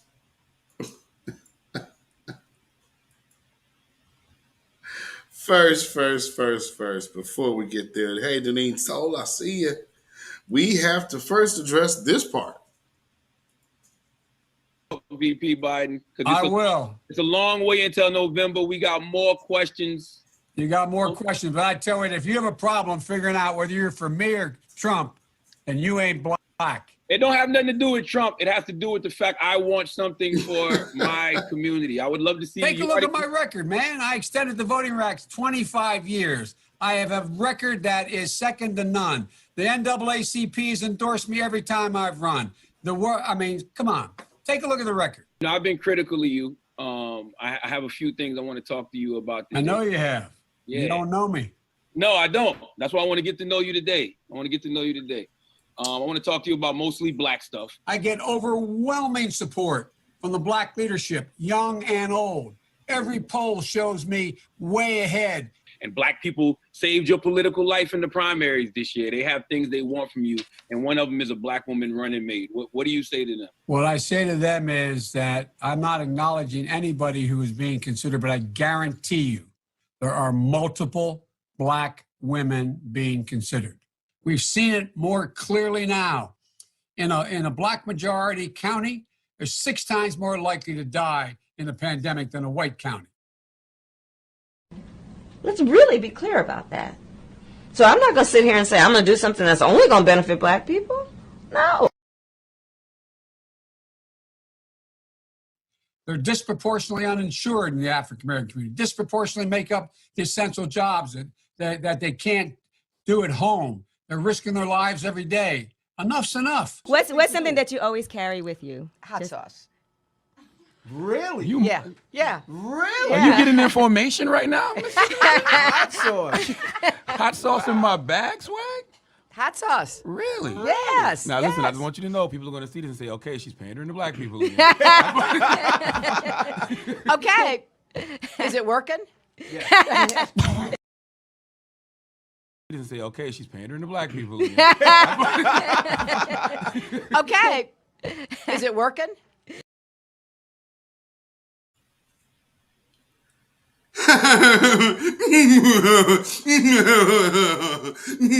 You're so funny, Hillary.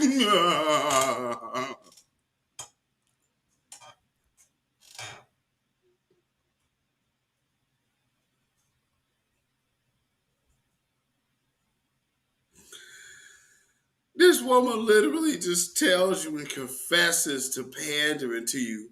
Okay. Is it working? Oh, my Lord. And see, this is what I'm talking about, the enemies within. See, for those of us who have a heart and still have a soul, stuff like that bothers us. For these soulless cowards and failed spirited individuals who have do anything for a dollar or to get on, such as Charlemagne the sellout.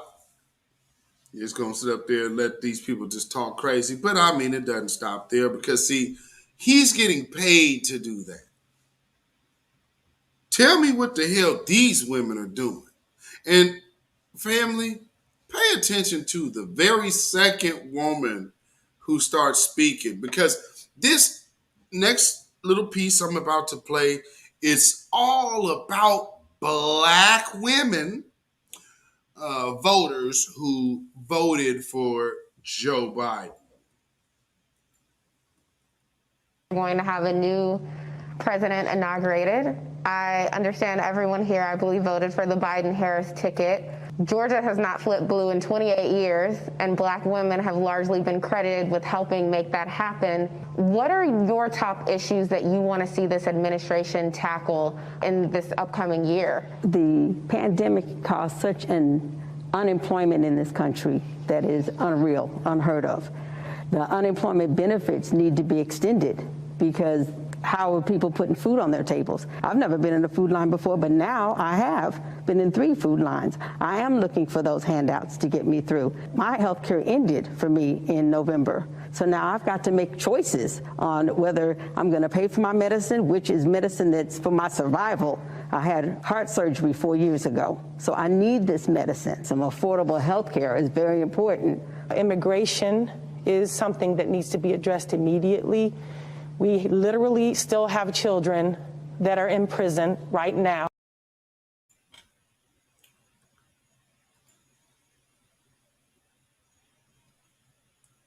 Black women the support for Joe Biden.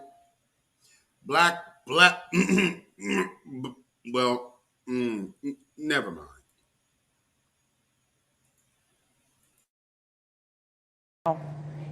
Under no fault of their own, which is unacceptable and inhumane. Right here in this United States, we have a history of racism. We know that it's here. It's not an elephant in the room anymore, okay? We need to address that. In the United States of America, black women are dying at a disproportionate rate. There is a level of historic trauma in the black community. And black women have been the ones to nurse this country from the inception of the United States of America. And for black women to be dying in America is a slap in the face. The fact that we had all of these murders of black men by law enforcement and so on is unacceptable.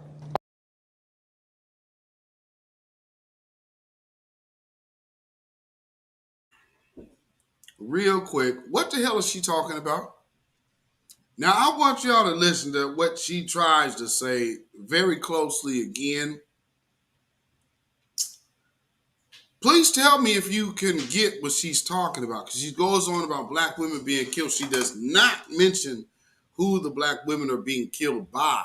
But then when she mentions the murder of black men, it's specific about police. We know that, George Floyd. Right. Okay, so I'm going to play this again, family. Tell me if you can figure out what the hell she's talking about. Because I'm absolutely confused. In this United States, we have a history of racism. We know that it's here. It's not an elephant in the room anymore, okay? We need to address that. In the United States of America, black women are dying at a disproportionate rate. There is a level of historic trauma in the black community. And black women have been the ones to nurse this country from the inception of the United States of America. And for black women to be dying in America is a slap in the face. The fact that we had all of these murders of black men by law enforcement and so on is unacceptable. All that got to watch these old niggas.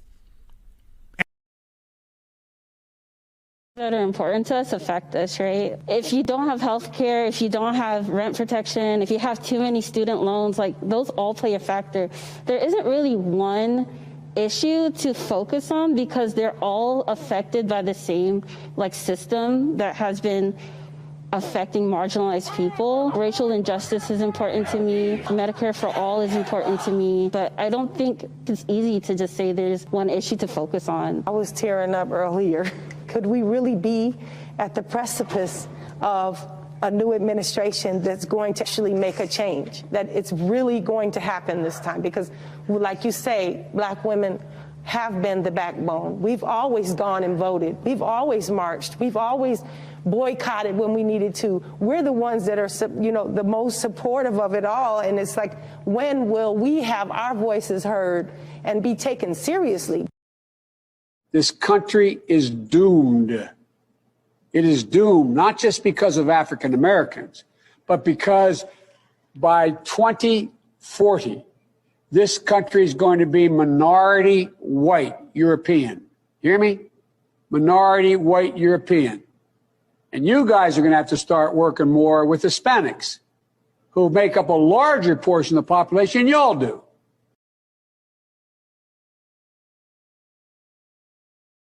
I hope that under the Biden administration, we'll return to some sense of decency. We now know that we must hold all of our elected officials accountable. The country has had watchdog organizations and political action committees that have always kind of done some of that. But now the American people know that they must do it individually. We need to make sure that they carry out those policies. We also need to make sure of those that are creating obstacles and roadblocks and obstructing policies from going through. How do you hold them accountable? How are you all going to hold a Biden-Harris administration accountable to do the things that they said they would do and address these issues that you all just talked about? We will be on Capitol Hill. Yes. We'll be showing up. We will be showing out. We will be here. We're not going anywhere. With Unite Here, it's 1,000 of us out here canvassing and knocking on doors. And so that's where we will hold the accountability, that we'll still be out there saying, we can get out there and we can knock on doors for you. Or if you're not doing what you're supposed to be doing, we can also come back out. If only that were true. If only that were We're going to hold true. the administration accountable, just like we've always held people accountable. I think we may be just more visible this time. And how important is it that the Democratic candidates win in these Senate races? Literally life-changing for some people, like for all people, actually. This is critical. What's going on right now in Georgia kind of reflects the shift that's happening nationally as well. shift nationally. Look at all of those women. Something that you do notice, besides the Latino, the Ramirez woman, who I don't understand why she's there when the conversation is about black women voters, not Hispanic women voters. Oh, so she just gets to double dip. Kind of how like they've been trying to do with reparations, huh? So when you see something like this, take note. There is not a natural woman in the bunch. I cannot help but notice. There's not a slim one in the bunch either, except for the reporter. She's the slimmest one. There's a certain type, and we always say they go for those certain types. You have the elderly, and you have the overweight, and then you have the kind of in the in the middle, but like, you know, that you might have your own agenda there. So who knows what's going on? None of them are wearing natural hair. And the other one, she got her college mask on. Grandma has her pearls on, if you didn't notice. All these little things. So all you see right here is just a bunch of different organizations speaking in a coordinated space. People are tired of like what's been going on. And I do think like the pandemic really showed that for people. The pandemic truly cracked the cracks that were like forming in our system. And I think people being at home and being exposed to everything is really causing a shift that I think many of us have been waiting for. And it has been truly relieving to see that there's still a chance for us to make change. We said we wanted our voice heard, and it happened. I think that's been truly like a special moment of realization.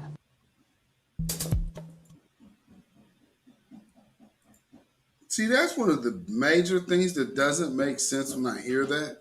We got our voice heard. How?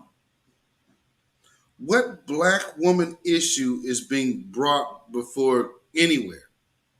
I just heard about black trans women. There was just a law passed for them. So where is this supposed to be taking place? I don't understand why people think like, oh, well, she's going to do something for black. What? Gas prices is through the roof. As a matter of fact, add insult to injury, there's even a tampon shortage. Go figure. So what are we really talking about here? What the hell are we really absolutely talking about here?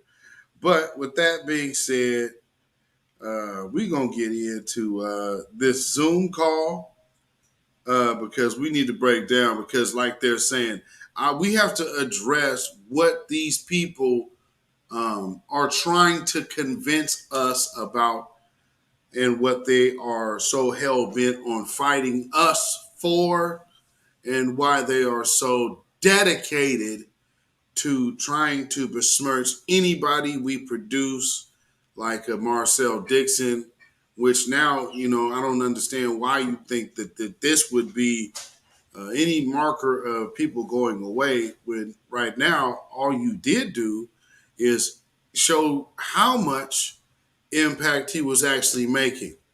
So I guess they had to do damage control today to throw people out there in the wind and say, well, you know, you got to look at it. I mean, man, you're not going to do it on Twitter. You're not going to do it on Twitter. Nobody ever perceived that they were going to get an election won on Twitter. But $30 million to combat the voices of new black media tells me something. Black targeted media. Have you seen a commercial that told you to vote? But that this money been spent a long time ago, months ago now. Where's your voting commercials? Where's get your booty to the polls? Where's that money going? Oh, I'll tell you where it's going. It's going into Twitter. This is the Weekly Wrap.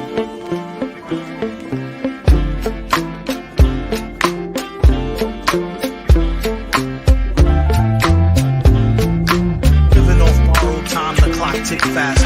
That'll be the hour they knock the slick blaster. Dick dastardly, a Muttley with sick laughter. A gunfight and they come to cut the mix master. And living the true gods, giving y'all nothing but the lick like two broads. Got more lyrics than the church got ooh lords. And they hold the mic at your attention like two swords. Or you the one with two blades on it. Hey you, don't touch the mic like it's AIDS on it. Nikki the guy. You know, I was wondering about that. I was like, man, this show dude, that sound familiar. Like, is she from St. Louis?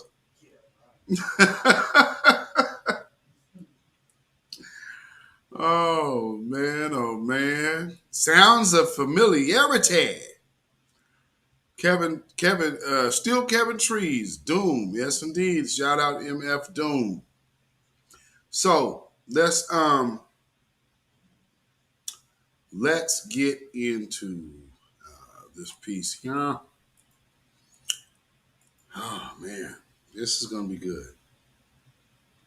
This is gonna be good. So these are, you always hear the famous snippet. This place is doomed. You know what I mean? But, I came across,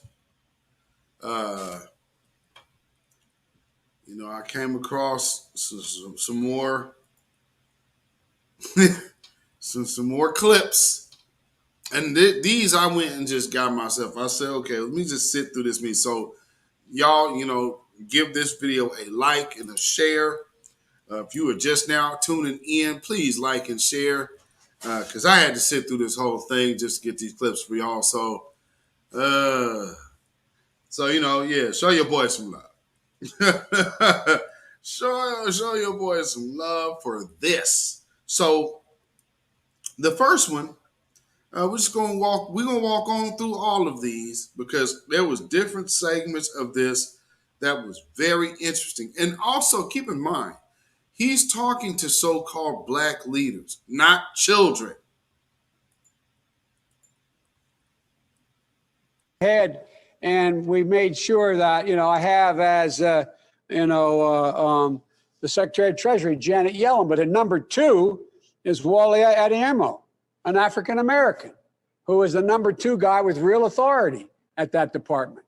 Look underneath just what we're doing in addition to the people we've already named. You're going to see people, look, and Cecilia Rouse, Cece, she is a significant player. That's a serious position. But it's like when I name it, well, I don't know if that counts. I'm not so sure. Well, if it doesn't count for y'all, well, the hell with y'all. But because it's real. It's real. So all I'm saying is look at us, judge us based on what we do. You're going to see more.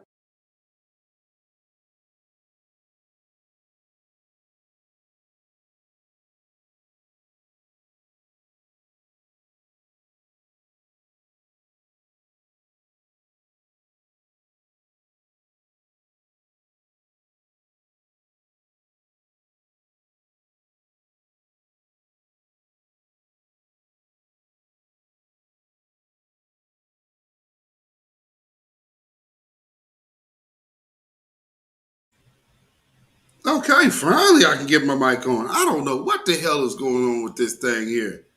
Good grief. Now, let's go back into there. Jesus. This don't make no sense. Okay. We'll do it like this. Play that again. Example, thus far, for example, when we went ahead and we made sure that, I have as, the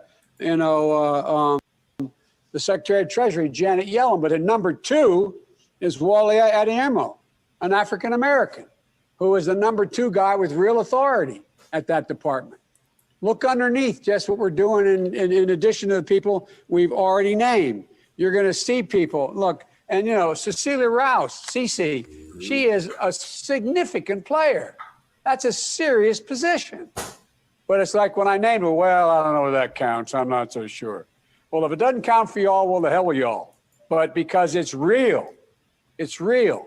So all I'm saying is look at us, judge us based on what we do. You're going to see more. Oh, it's going to do that too. All right. So let's see if we can get this. So to hell with y'all. That's Joe Biden for you. To hell with y'all. Oh, Lordy me. Now here's the next one. And here's the thing. And Reverend Al, I think you're right about this. It matters what a president says. And if you notice, I am not mincing my words when I speak about what I plan on doing as president of the United States. The only thing I'm not doing is I'm not engaging in retribution. I am not deciding that the way to win is to go after hate with hate. We have to convince people. We have to move them. And one of the overwhelming reasons I won, by the way, is because we took on racism in suburbia. White women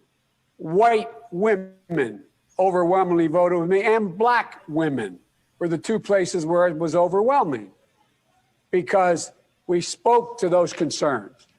And Vanita, you know what I'm talking about. You and I have talked before. I don't carry around a stamp on my head saying progressive and I'm AOC, but I have more of a record of getting things done in the United States Congress than anybody you know. Anybody you know of getting things accomplished.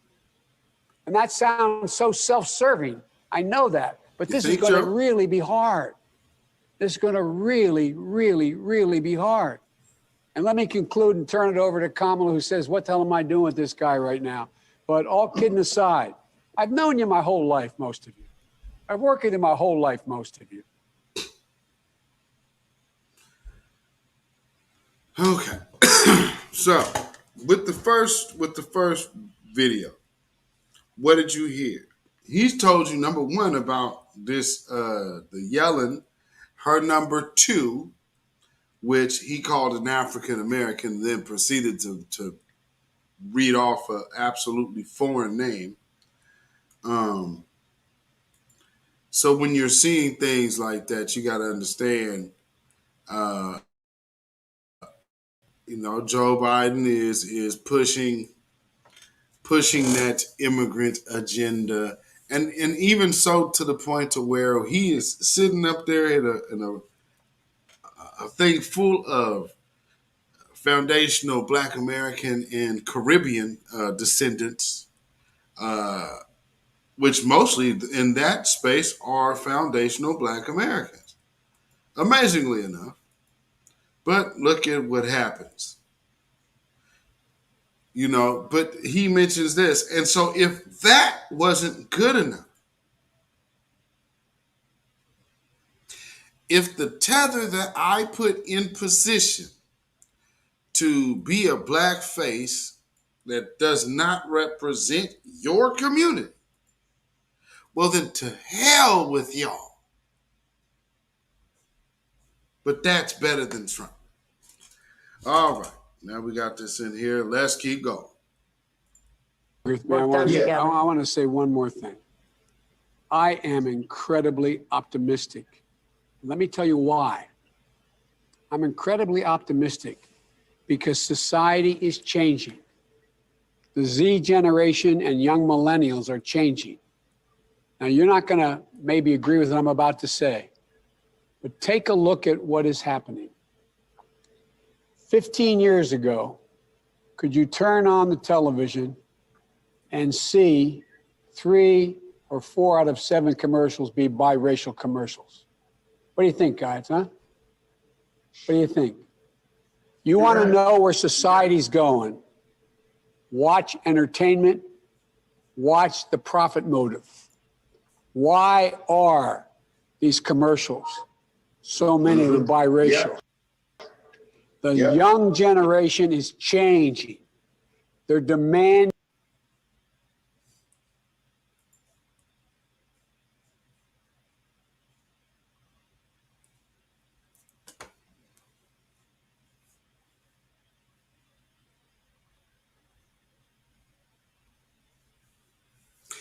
There is a whole anti-black family agenda going on, family. And you have black people sitting up here who are supposed to be leaders, listening to this man's plan of destruction to our community. You feel me? I'm going to get into one more video, and then I'm going to bless you with the Queen Mother. And I don't think I'll be playing all of it, but I will be playing enough of it so you get the gist of it. So that'll be about maybe 10, 12 minutes of Dr. Welsing. So without further ado, let's get to this last clip here.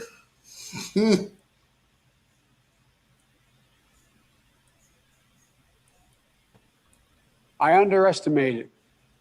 You can never defeat hate. Hate only hides. And it hides under the rocks. And when you breathe oxygen in under those rocks, it comes out. But that's why the words of a president matter. It matters that leaders step up in all communities and condemn prejudice. And I was reminded by a guy that helps me now, John Meacham. He wrote a book about the return of the soul of America. Ku Klux Klan was reinstituted in 1925, 4 and 5. You know why? Not for blacks, but for Irish Catholics like me. Too many Catholics.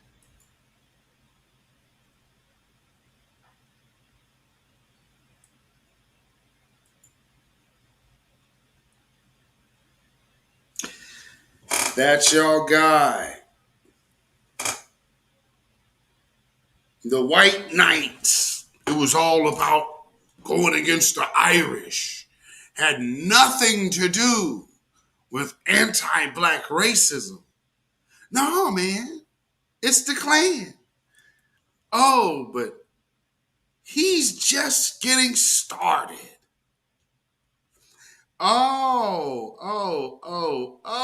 He is just getting started. Oh, this gets better, family.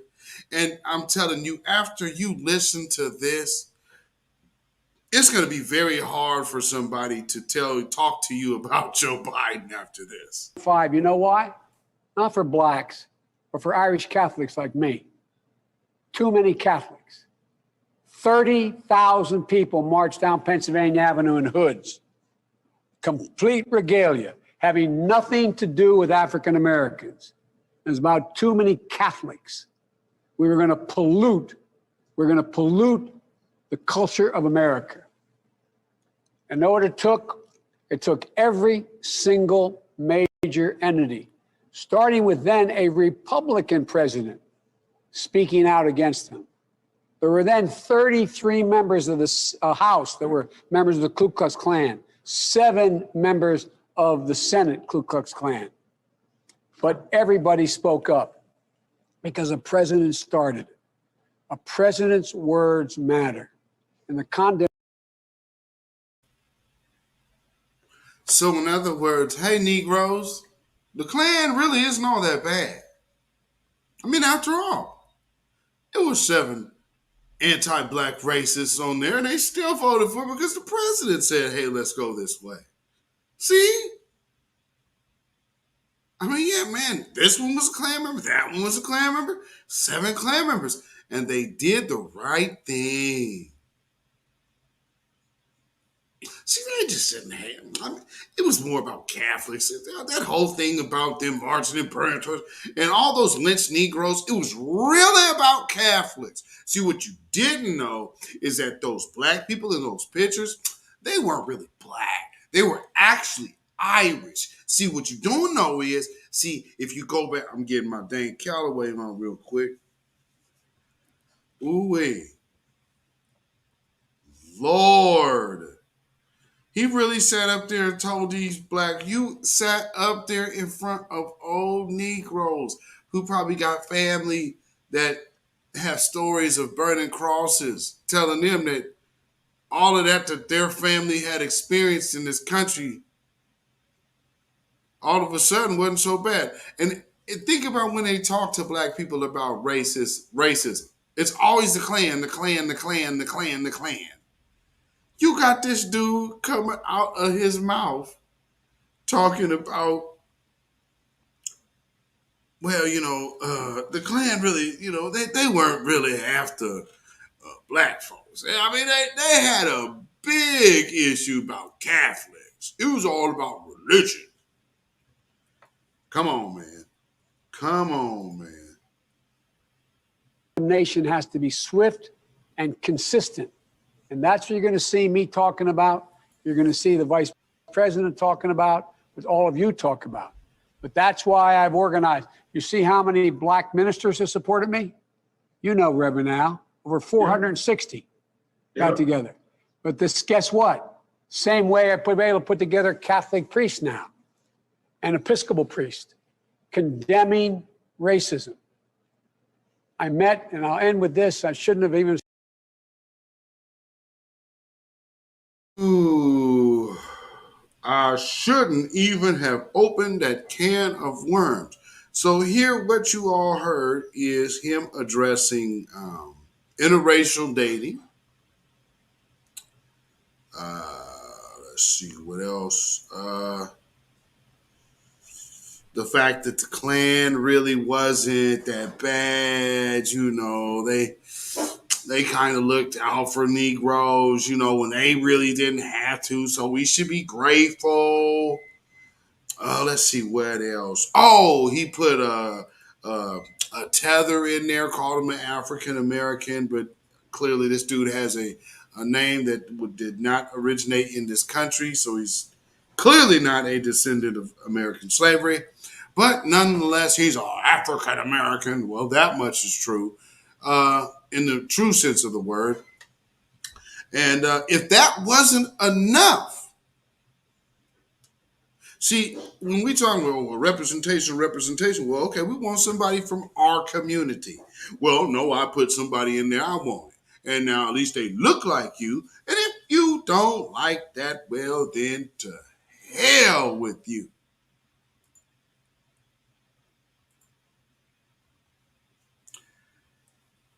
And Al Sharpton just sitting there, and what makes it so bad is how they came out. Yeah, he was really receptive, and I think that he really understands the plight and our agenda. And we firm with them. Y'all sat there and let that man talk to y'all like children.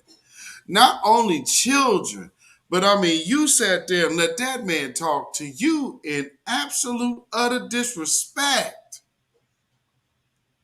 I mean, there should never be any time, any season that you're opening your mouth to any black person out of line after doing some stuff like that. And they're going to tell us who we should vote for when that's all that we're getting is a bunch of some old white racist man who used to be up under Strom Thurmond talking crazy. I played you what Strom Thurmond sounded like on the Wednesday night broadcast. So y'all heard good and well what that dude sound like. He ain't cool. He was not cool. And guess who eulogized him when his little Klan bucket? Yeah, you got it. You guessed it. Joe Biden. So here we are now, and you got people over here still talking about Trump. Man, you are moving into the second half of 2022. Ain't no need to keep bringing up Trump at this point. It's time to start figuring out what you gonna do for black folk. If you not gonna do nothing for black folks, then get the hell up out our face. But see, we got all these people in here just trying to continue putting us on the plantation. What's going on here? Got that Google ghost in my machine. But these people want to stay on that plantation, unfortunately. And they're proud to do so. They proud to do so.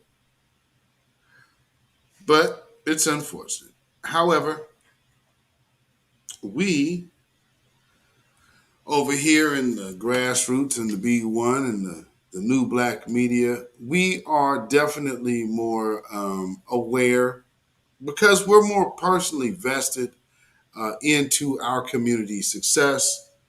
Unlike, what's going on here? Let's have a problem sharing. Okay, well, clearly it is because it was just freezing. All right, we're going to try this again. I'm trying to get this video into the studio. I might just have to do it a different way.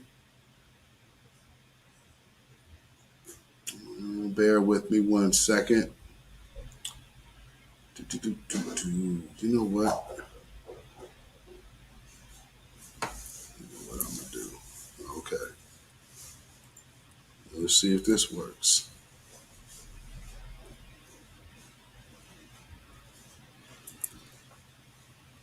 If it doesn't, all right. I don't know what's going on with StreamYard tonight. It's the night of Let's Mess with the Black Content Creators, looks like. Let's get it together, StreamYard. Yep, we having issues. Hold on. Let's see. Let me see if I can't do it this way. Okay, we're going to just move this. Here, bear with me, family. You know what? And let me play that again. In the meantime, I'll tell you what. Let's go down here again for the Father's Day tribute. And let me see if I can get this video in my studio. Bear with me 1 second. We'll be right back. I'm not always going to only talk about what we can do for black people. So I'm not going to sit here and say I'm going to do something that's only going to benefit black people.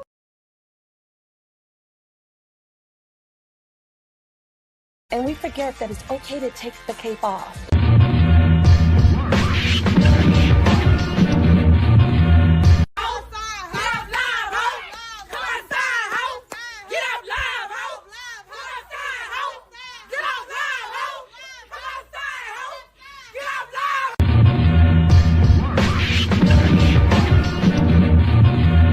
And we forget that it's okay to take the cape off.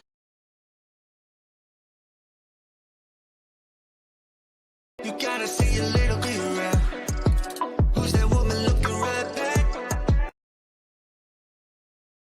Question for you about this report out of California on reparations. And I was wondering if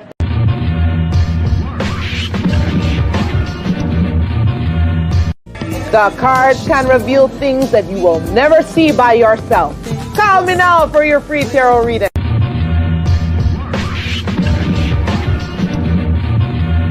And we forget that it's okay to take the cape off.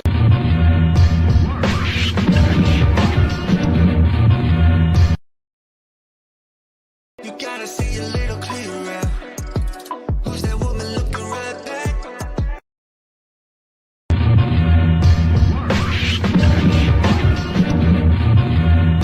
We wanted to make this not just a sisterhood experience, but also a cultural experience. You embody the spirit of Shirley Chisholm. I'm in her office. On Capitol Hill. We are seen as a problem in this country, but of course I argue that we're the solution. We have that superwoman cape on all the time. And we forget that it's okay to take the cape off. Here's to black women. The culture is Black Women, Sunday, June 19th at 10 on MSNBC. And we forget that it's okay to take the cape off.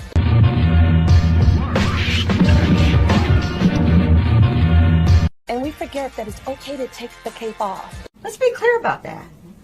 Let's really be clear about that. So I'm not going to sit here and say I'm going to do something that's only going to benefit black people. No.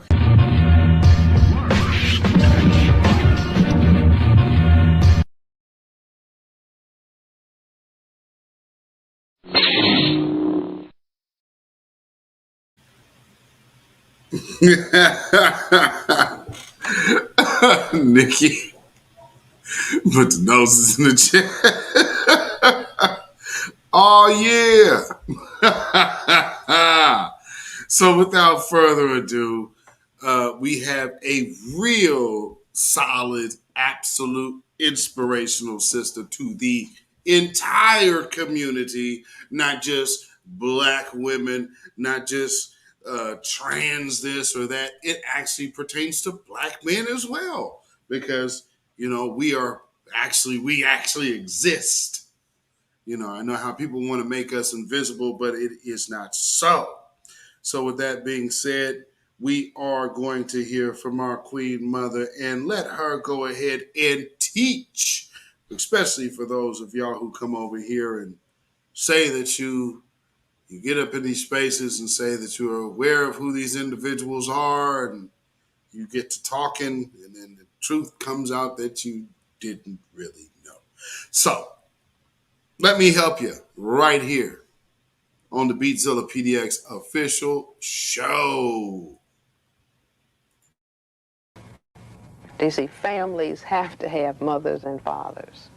If you take, one father out of a neighborhood, then the child who doesn't have a father can make up the difference with the other fathers. But when you take 90% of the fathers out by a dynamic, you have really crippled the entire people. So that when the father is removed and he cannot play the role as breadwinner, and the mother play the role as, the support giver of the emotional well-being of the children, then you're going to produce certain kinds of behavioral aberrations. If the mother is forced to be the breadwinner as well as the giver of emotional supports, then the emotional supports go wanting. You can produce depression. If a mother, if that balance is not there, the father as the breadwinner, the mother as the primary emotional support of the developing child, if that's not in place, then you can produce symptoms of depression in children. Now, if children are depressed, these are some of the things that they will do. If children are suffering depression and dependency deprivation, they will become preoccupied with sex prematurely, and so therefore we get teenage pregnancy. They will not have the necessary emotional supports to tackle academic work, so we get school dropouts. A sufficient degree of depression, somebody says, well, here, if you drink this, you won't feel so bad, little boy. Or if you take this drug, you won't feel so bad. You'll feel real cool. Do you see? And so that's the way I say that we get teenage pregnancy, we get school dropping out, and we get use of drugs. If you take large numbers of fathers out of a community and male children do not have fathers to model their behavior after and to lean against so that they gain strength and confidence in themselves as male children, then you will have children forming together in gangs. You see, engaging in destructive activity. So I see that all of these plays are, coming about because the white king is, in our analogy, put the black king in check. And black people have not understood these dynamics, or they knew something was happening and they were begging for it to stop, but it can't stop. And so I say that now, once we make this analysis of what the dynamic of white supremacy is really all about, then we have to go into certain kinds of behavior formation. And one of the kinds of behavior formations, because see, now we have an epidemic of teen pregnancy. And there's no way in the world that a teenager can rear a child to emotional maturity. Do you see? That's not possible. Okay. So I say that we have to understand that this dynamic, white genetic survival dynamic that has checkmated the black king or put the black man in check, do you see? This is going on. But if we begin to understand that that is happening and then consciously codify our behavior, this is on the black side of the chessboard now. So that I have a rule: no black woman under the conditions of white supremacy should have a child before she's 30. No black male should become a father until he's 35. No more than 2 children, no closer together than 3 years apart. Do you see, now what am I doing? See, the white supremacy dynamic is not only putting the black male in check, but it is to inferiorize the behavioral functioning in order to hold an oppression, in order to have that sense of, look at them and I'm superior to them. I really feel genetically inadequate, but I get a psychological kick by seeing them in a very degraded state. Do you see? And so the counter move is to understand what this dynamic is all about. I mean, it's just like if you're in a sailboat and you want to get to a particular point on the other side of the river, you have to know the current of the wind and the current of the river, and you tack against that force to get to the point where you want to go. And so I'm saying that as political, like at this point in time, black people say, well, politics is going to the polls and voting. That is, you know, politics is the power relations between people, you see, but everything you do is an aspect of expression of power or powerlessness.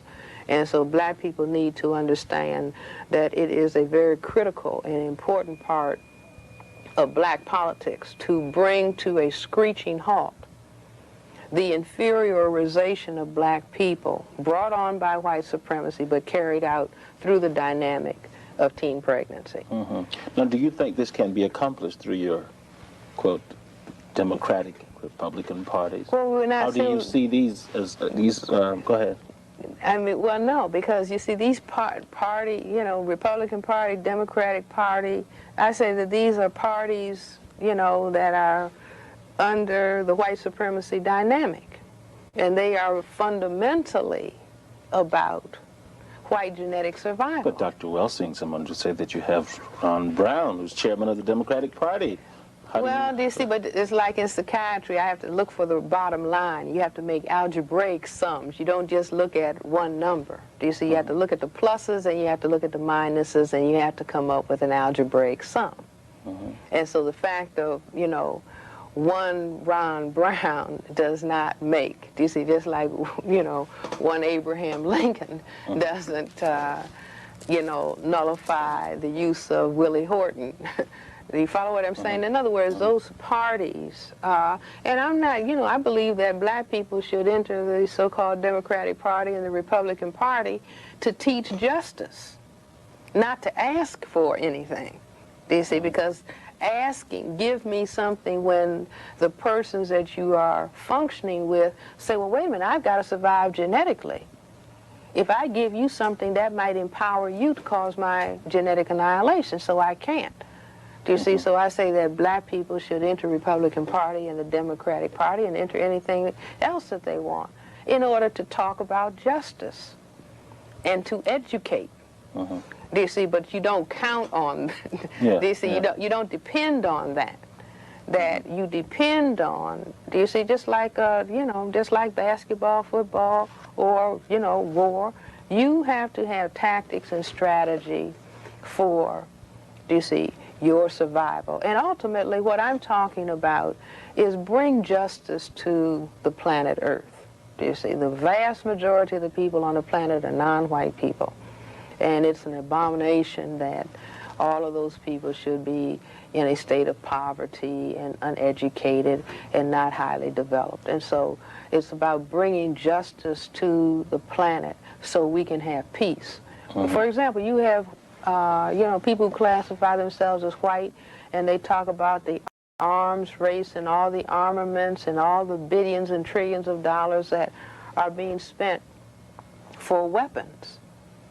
Do you see? But it's, you know, if you just talked about the white elderly struggling to, you know, make ends meet, do you see, or the white children that need to be educated, well, we can't, you know, educate you because we've got to spend this money on armaments. Those armaments are to maintain white supremacy. All those weapons surround all the non-white people on the planet. Do you see? And that old game about it's a capitalist versus a communist, everybody sees, well, that's, you know, obviously that's not real. Well, and where do black soldiers in the military fit in on the chessboard here? Well, they're, you know, you could call them pawns, you know, being used by the other side. I mean, the non-white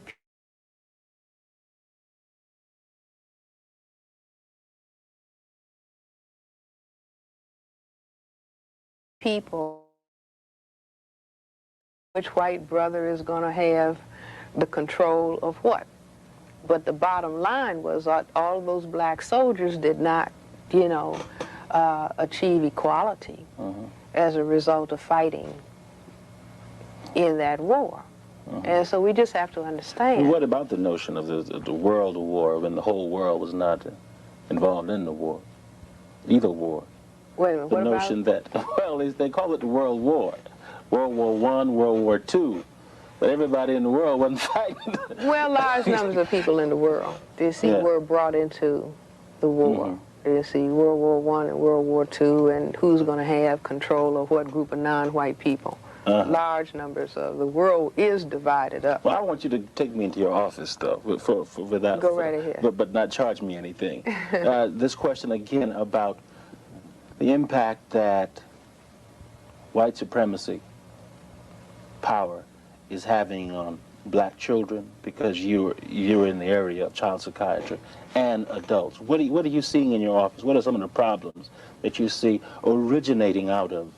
Well, I was talking about the destruction of a positive image of self that is developed in black children simply by looking at television or reading books.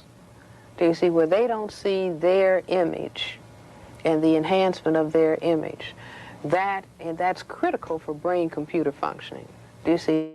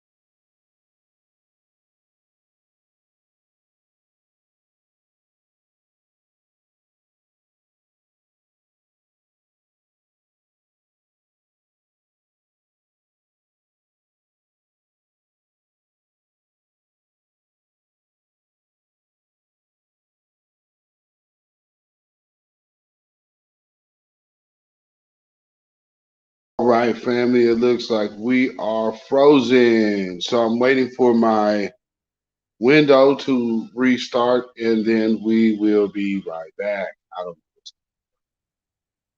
This is so amazing. So hopefully y'all can hear me right now. And hopefully this window will restart today. That'd be great. All right, so let me try to get this. I don't know if it's ScrewTube or if it is StreamYard, but in any event, you know, they are definitely trying to fool with the stream. So just bear with me. I'm waiting on another window to come up. Matter of fact, let me just bear with me. This is amazing. All right. So we are trying to get back in here. But at least y'all can hear me, so that's good. That's good. So at least we're there. I had to go into my phone. So we're waiting for this window to come back up. I don't know what the hell just happened. It just like instantly froze. But it looks like the internet here is still working, so I don't know what's going on. Right. Oh, it looks like it might be StreamYard. Okay, we're gonna give it a try. So, you know, maybe it was too edifying. Maybe that was the problem. They don't want us to hear our queen speak. Absolutely. I totally believe it. Because that was crazy. I don't know what happened just right in the midst. So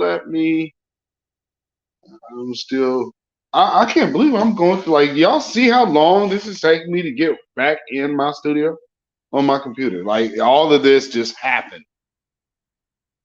Oh boy, this is taking forever. This is crazy. All right. See if we can get it figured out here. All righty. Uh-oh. Ain't doing that. Okay. So, and now we're adding that. Okay. All right. Thank y'all for being patient. I appreciate it. Let me remove that. Okay, so let me see if I can go ahead and get this back in here. They just up here ruining the flow. I mean, cause shoot, she was on the roll. You got the Queen Mother up here just teaching. Because as y'all see, I'm sitting right here, so it's like, oh, this didn't just free. I don't know what's going on.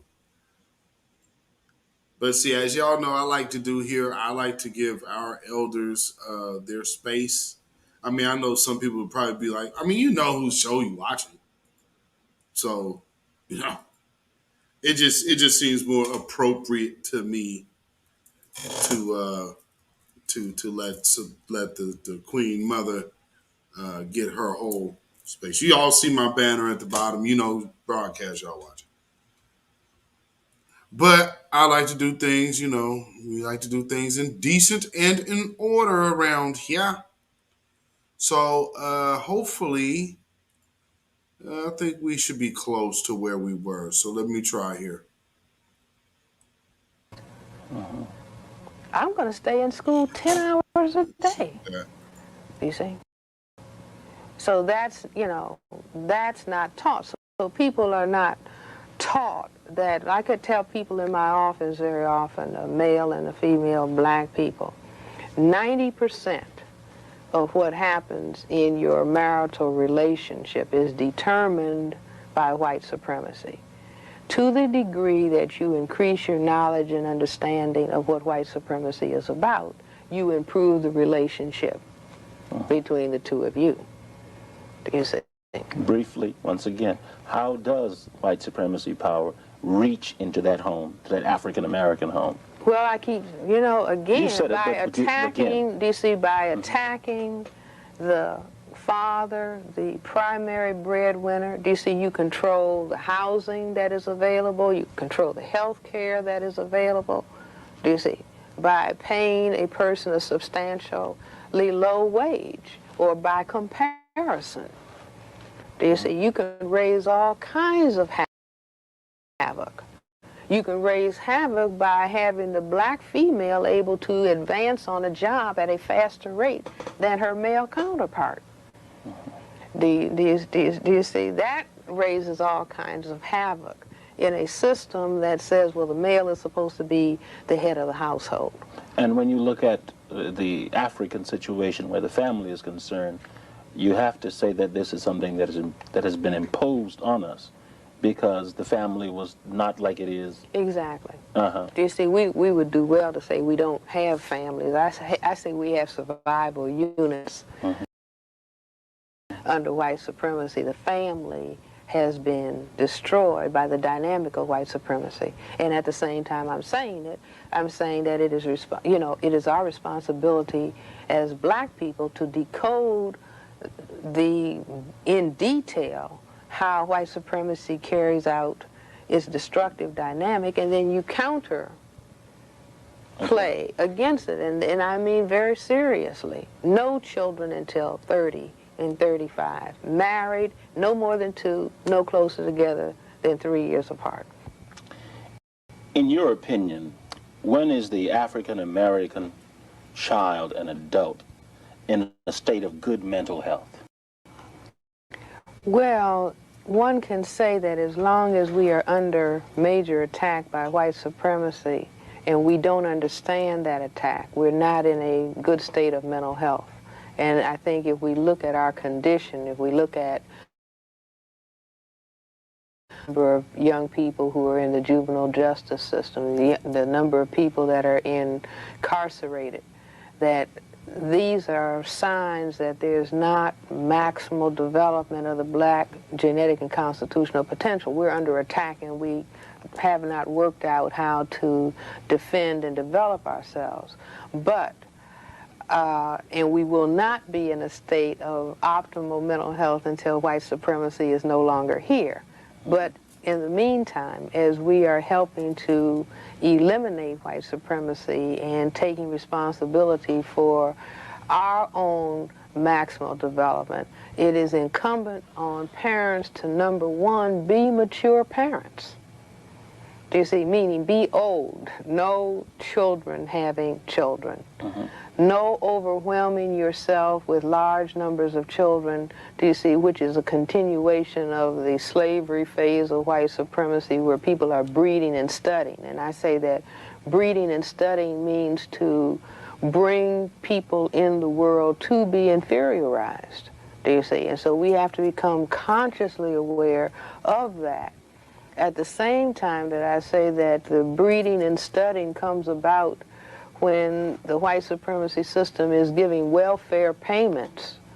Do you see? I don't give you a good job. I don't let you advance on a job, but I keep giving you increments in a welfare check.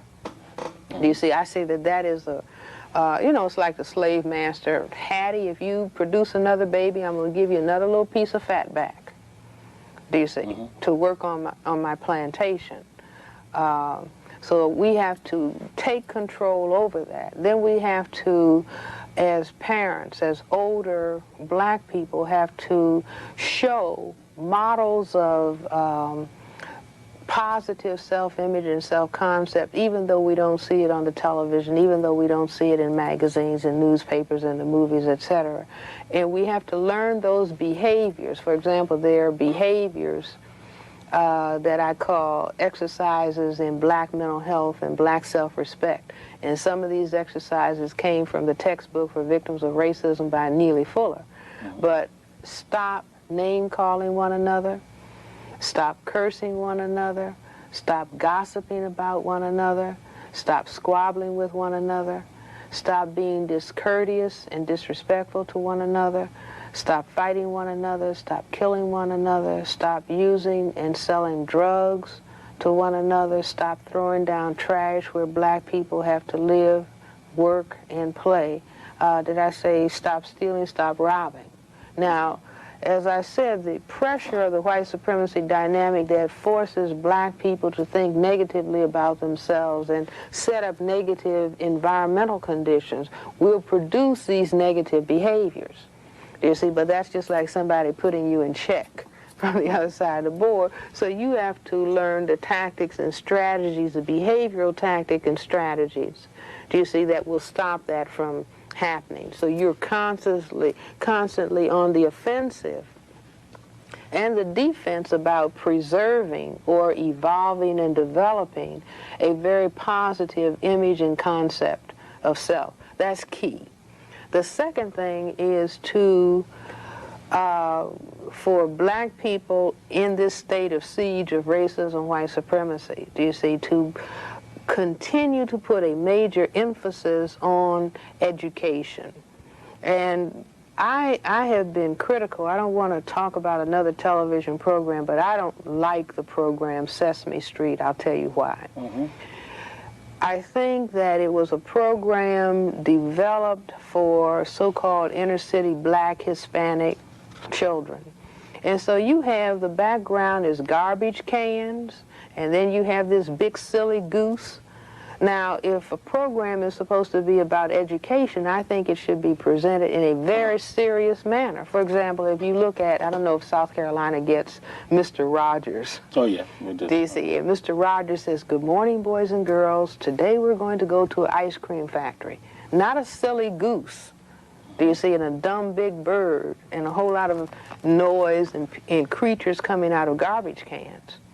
Do you see? We're going to go to an ice cream factory and we're going to see how ice cream is made. Now that's education for children, do you see, who are going to have a responsible role in the society. And so I say consciously or subconsciously that the Sesame Street is like Bantu education. Now somebody will say, well, they disagree. That happens to be my opinion. And I see it as conscious or subconscious thinking coming from the other side of the chessboard. But I think that to the extent that black people are able, that they should teach their children that education is very, very important, that you cannot ask anybody else to do and make perfect for you, that you must do it and develop it yourself, and you're not going to do it without an education. And I think that black children need to learn about the African past. Do you see? You have done a splendid job with your series, For My People. Do you see? And the episodes that you have talking about ancient African history that black people are deprived of. Do you see? That is not taught any place that I know of. And it should be taught, just like I think that white children, if they are taught the history of their ancestors in Europe, fine. Do you see? But then the ancestry and the ancient history of all other peoples should also be taught. Not just, well, you were enslaved and in 1863, do you see, Abraham Lincoln emancipated you.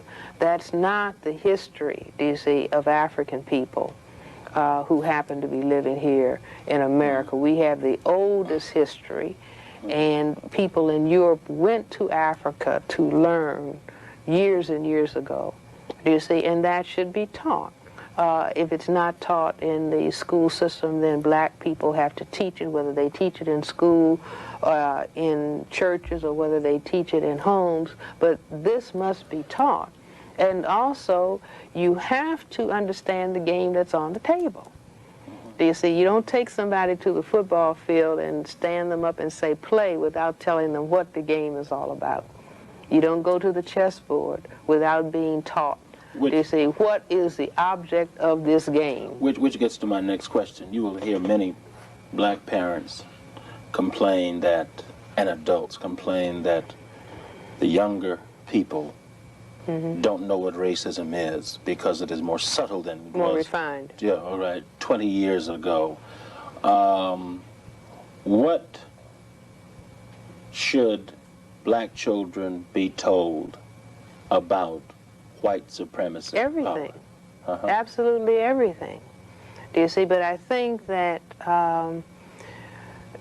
the relationship between black and white people, Neely Fuller, I keep referring to him, I consider that he has done some very important work, you know, in terms of understanding white supremacy, but he talks about the relationship between black and white people being tacky. Do you see? Because there's not a lot of truth shared. A tacky relationship is 90% lies and 10% truth.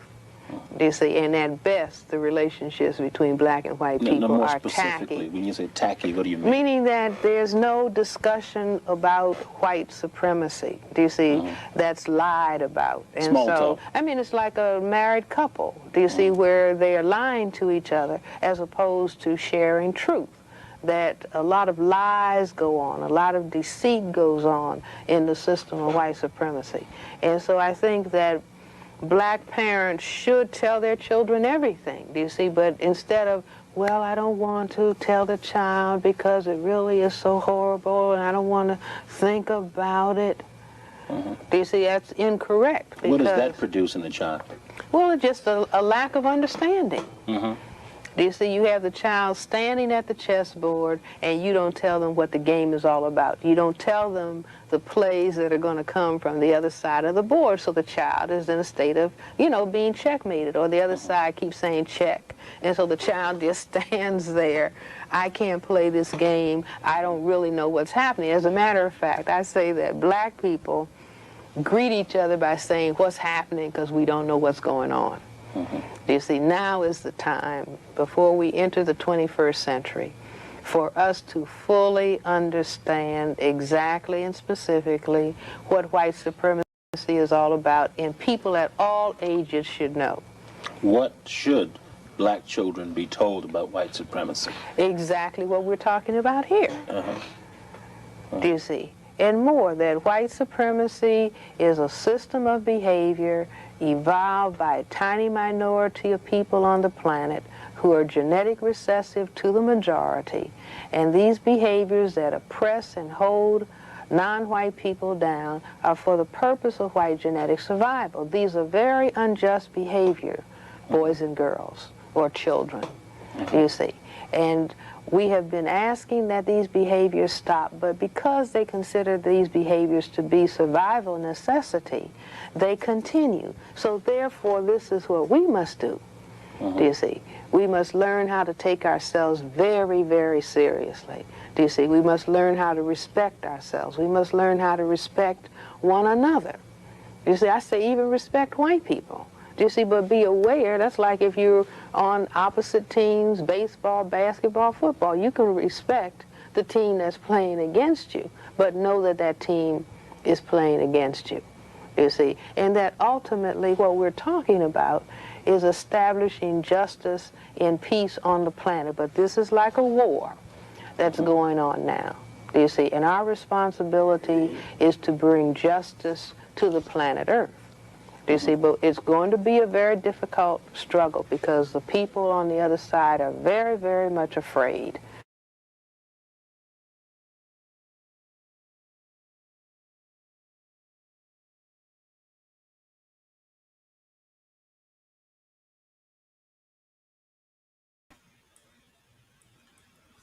All right. Yes, indeed. Yes, indeed. Yes, indeed. The great Francis Cress Welsing dropping absolute pertinent information to this day. To this day. And see, that type of stuff. And I believe that is from like 1994, I believe. Maybe 92 or 94, somewhere around there. And the people like the Cheryl Grills and all of these other people who want us to focus on every other thing, that does not help us get back to who we are as a people, help us build as a community, and help us prosper as a community. What you heard Joe Biden mention is how everybody is looking for interracial sexual access. But you're hearing from Dr. Francis Cress Welsing why it has went in that direction. Maybe I might, there's another lecture of hers that I think it's shorter. Maybe I might do a short broadcast on that when she goes in. She has the chalkboard and whatnot out. I would advise anybody, like I say, go look up these scholars. There's a lot of audio on some, like her. There's some video, but there's also audio you can find of lectures of hers as well, which was really crazy. Why I didn't understand why people were saying that, well, Frances Cress Welsing, you never really seen her mention Neely Fuller. It's like every time she speaks, she mentions Neely Fuller. So that was kind of weird to hear somebody say that. It's like, then you really haven't been paying attention to her. So yeah, those are one of those type of things. Oh, he said I sit in the audience sifting out agents one by one. Well, I mean, because people, oh man, I've been doing it. Okay. Well, I get it. But see, you don't talk like a person that's been around empowerment for a while. Like, oh, well, who's this person? Who's that person? I mean, like the people who come in like, oh yeah, so I'm kind of new to Twitter, yada yada yada. I've been listening to Jason Black and Tariq Nasheed, and but what the FBA thing? I'm not really gonna be one. I'm not sure. Yeah, okay. Jaw Jack and Tasha Peters, absolutely. So you already know. Tim Samore said, I have those on my phone. I downloaded all. Oh, Tim Samore. Yes, indeed. Tim Samore got them. You already know. And see, that is the type of thing that they don't want you doing. They want y'all to be like on some what's popular in what's popular on TikTok. What's going on with the housewives? Think of everything else other than empowerment. Because like if I'm on my walk, I'm listening to this. You know what I'm saying? When I'm very rarely listening to music. You know what I'm saying? Like, nah. Actually, I've never been able to create that way anyway. But just when I'm walking, I ingest all of this, which I guess to each his own. I mean, but that's just me personally. Because people go, well, you just can't be black all the time. That sounds a little weird, but whatever. I get the sentiment. It's like, you can't be banging on white supremacy all the time without arrest. No, I get that. But at least we do bang on white supremacy over here. You understand what I'm saying? Versus banging on each other.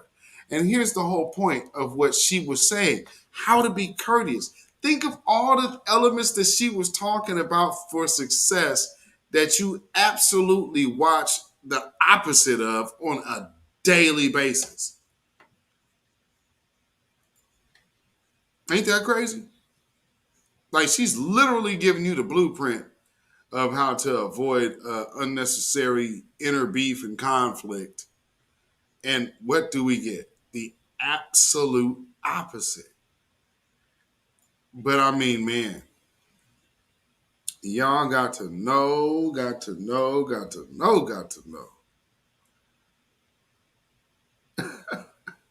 Oh, that's what I needed to do. Because this is just, it's always been so interesting to me when you have these people up here. They're supposed to be black, supposed to be, because if you remember I don't know if you guys were tuned in to the whole California reparations thing. But there was one of the meetings where Sister Camilla kind of got on Cheryl Grill's case about not informing everybody that that the meetings were even happening. So I guess there were people who were kind of feeling like they got left out. You know what I mean? And it's like, uh-oh.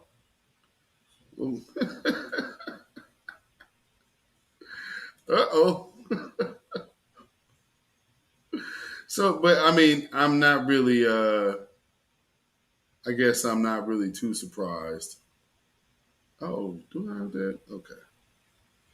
So when, she's up here, her and that Tanaki dude, the little Japanese dude.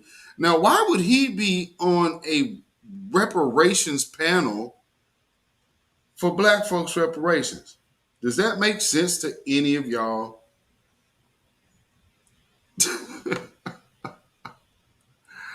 I mean, look at her face.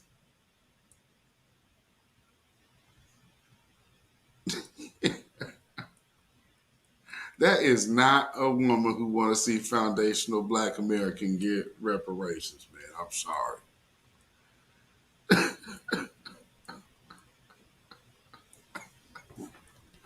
In the meantime, we'll have black folks in our face talking about how different Joe Biden is from Donald Trump. But when Joe Biden throwing this up, I guess this is just a joke. Is that what this is going to be? This third, well, I mean, this, it's just a joke. Is it? And then we had this woman out of California who she's upset that there's a whole reparations conversation to begin with. Hey, why are you guys talking about reparations, man? It's racist. Her name is what the hell is this woman's name? Because she actually had mentioned something. Because she's basically trying to do the whole thing about it being discrimination that now see, this lets you know. Now remember when I showed y'all this, all these other individuals that were meeting about reparations. This is not the reparations task force. This is another group that was planning to attach themselves to the reparations claim. Are you understanding what's going on here? So here's the problem. Here's another individual that knew that they were trying to get in on that group. So if you didn't understand what was popping, there was some Asians, there's some Latinos, there's some Africans, there's some Caribbeans. All of them was over here plotting, and they was pushing for these people to fight against lineage-based reparations. So then they could all see they were already meeting and organizing on our bread, y'all. Ain't that scandalous? Like y'all early scheming. You were early scheming. Like, yeah, okay, so check this out, y'all. They finna get this bread, right? And so at the end of the day, like, yeah, it's reparations for black folks. But look, so, we're just gonna go be nice to them, talk good to them. That ain't cool. They like that type of stuff. You know what I'm saying? And let's have some dance parties and some chicken wings and collard greens. And, hey, Papa Joe really taught us how to get over on these people. Oh, my goodness. Yeah. They thought people wasn't watching. And then look at all these old folks. Like, they really had an entire plan. This is a whole group. Don't that tell you that's a large conspiracy of scheming? Look at all them flags. All them foreign flags. What? The brother down here on the right, two on the top, on the left. I mean, all of these foreign flags, and the other dude on the bottom left. I mean, you talk about super tether grift. Man, anybody who is trying to undercut us like that and then come up in our face and then be upset when we prevail to cut out someone who was looking to cut a hole in the bottom of our sack. She couldn't please them. She couldn't please them. So when she gets praised on the day to where she is being praised for the work and the milestone efforts that she has done and the historical moves that her as a black woman has absolutely pulled off and is the first in history to do, this is the look on her face in the day of celebration of her recognition.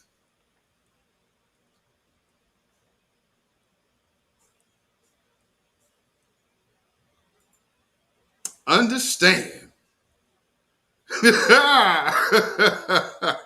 I just want y'all to know, yeah, I know they put these people in place, but do you understand when the grassroots and the people speak over the agenda, that she knew she was put in place to serve?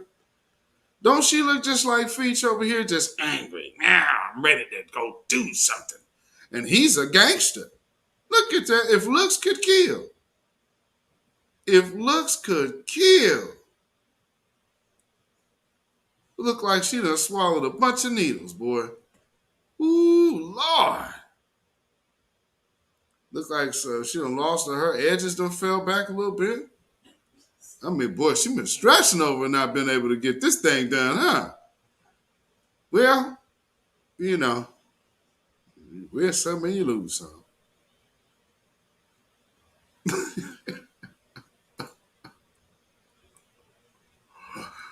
Oh, man. But before we go, once again, you know, shout out to the fallen from Mother Emanuel. It's the 7th anniversary of them being slain by the racist POS Dylan Roof. And then on the bottom are last month's victims from the anti-black white supremacist POS Peyton Gendron. And these are his victims down there, to which still have gotten no justice, but finally got a hate crime. However, their community, although you see these dead bodies because of the people who killed them, had mentioned other groups. Both of those groups have gotten protection since. So that would be the LGBT group, because that's why they got that. And then also the little hat people, they got some protection because they were also mentioned. And then to add insult to injury, he shored up the DACA program. But I don't remember him saying anything about them today, because I was paying attention. Now, maybe it was late in the day, and he just figured, oh, okay, well, I'll just mention it later.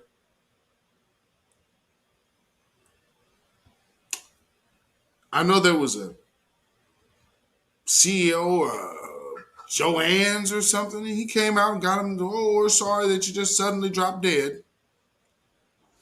But no mention of the Mother Emanuel. Oof, boy. And then you're going to come tell us that we're trying to dismantle the Democratic Party. Are you kidding me? They're dismantling themselves. What I am trying to do is trying to prevent our community from going down with that sinking ship. And now you got this dude, I don't know where y'all roll here out the K-Hive. The left. We ain't left. We are foundational Black Americans. If y'all ain't trying to understand that, then that's okay. Whatever word we need to be, but we are the descendants of the people who built this country, the reason why half y'all even wanted to be here. So that's who we are.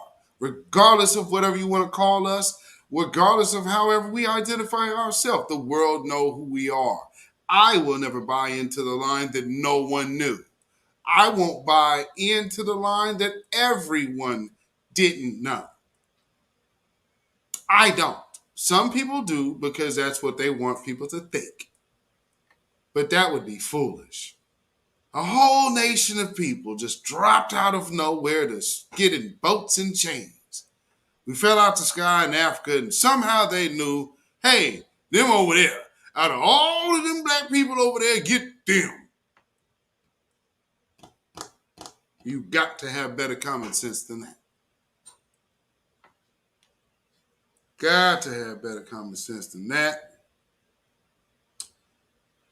Oh, Lord, Lord, Lord, Lord. So with that being said, let me play these last few clips because I just need to remind you of what our agenda is, and shout out to our elders because you need to hear these things. Give you our motto, preach a philosophy, burn, baby, burn. I'm going to say, build, baby, build. Organize, baby, organize.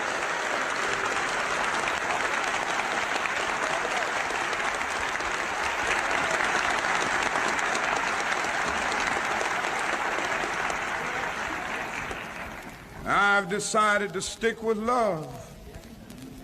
Somebody's got to have some sense in this world. And a lot of white folk have demonstrated eloquently that they don't have no sense. And why should we be that way?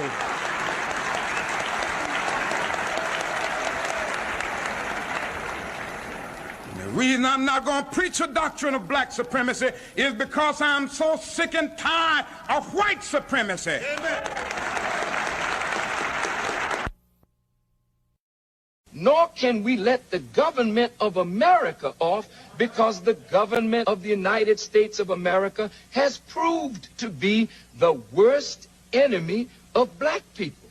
So now when it comes time for justice, this is not spoken out of hatred or out of bitterness, but reparations have to be given to black people, even as Jews receive reparations from the onslaught of Nazi Germany, and now the Japanese are going to receive reparations for what America did by putting them in concentration camps. What's wrong with the children of slaves? We are here poor, ragged, hungry, naked, and out of doors. Reparations is what we want, and everyone that had a part in our destruction will have a part in paying reparations. I'm tired of marching. Tired of marching for something that should have been mine at birth. I don't mind saying to you tonight, I don't mind saying to you tonight that I'm tired of the tension surrounding our days. I don't mind saying to you tonight that I'm tired of living every day under the threat of death. I have no martyr complex. I want to live as long as anybody in this building tonight, and sometimes I begin to doubt whether I'm going to make it through. I must confess I'm tired.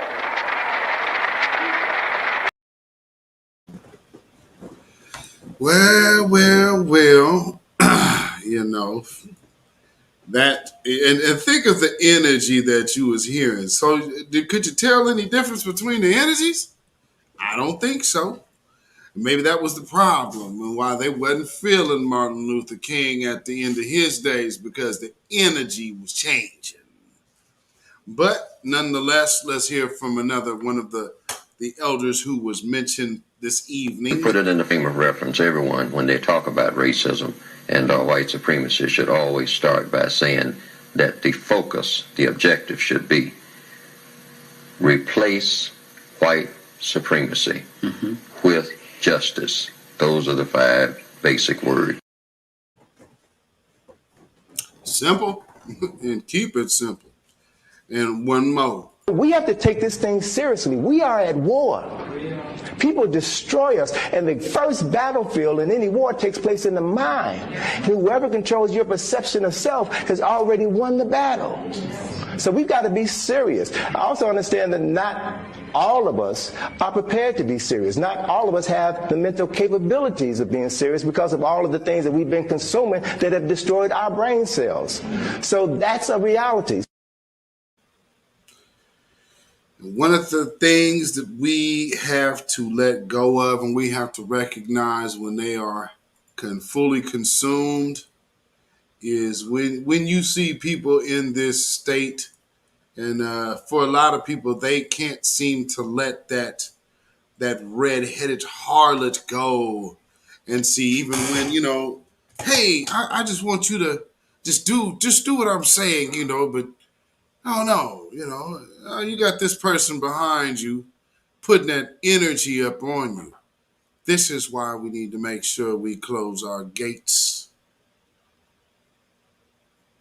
because there's so many other influences that come into our community that are not part of our community. So I don't see anything wrong with shutting off outside influences and getting back to what will actually benefit us. And you know, that may be a little rough for some, but at the end of the day, see, they would rather have us like this, and then see, we're in a position of being watched. But see, once we decide to do something different, then their energy shifts. And see, the energy shift that'll happen with them,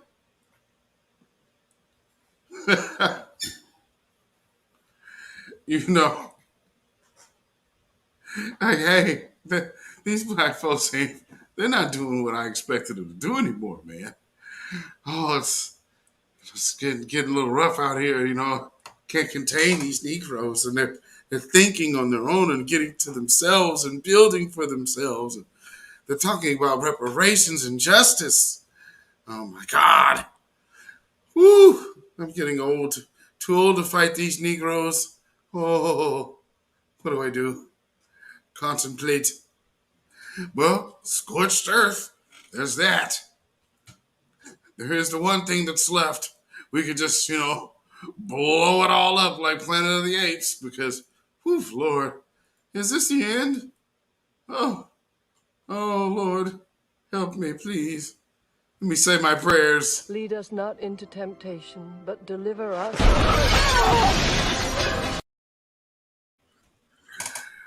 Well, I guess that didn't work out. Shout out to Afro Elite in the chat. Gregory Van Leer, shout out to y'all.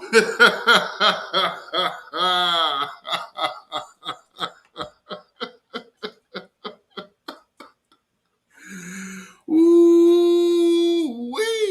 And for real, if anybody is out there that is really trying to get involved all up in y'all black business, don't sit up here and worry about going in a big back and forth or trying to get them to understand anything. Like, you know, when you start, you know, just anywhere. And I have this idea that, you know, I have an idea for some pop-up ideas, you know, because think of what happens. When you see gentrification, you see housing starts, you see the little dog walking through. I'm thinking I have something in mind that's kind of the opposite of that. So, you know, when you having to walk through a neighborhood that they feel you don't belong in and say, hey, what are you doing here? I don't remember asking you a goddamn thing. And you just keep it pushing. You see what I'm saying?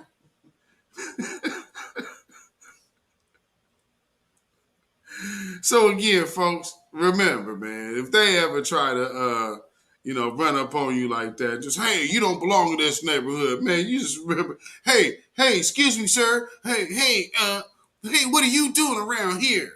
Hey, mind your business. Hey, no, I'm gonna tell you. I'll tell you something. You know what? I don't remember asking you a goddamn thing.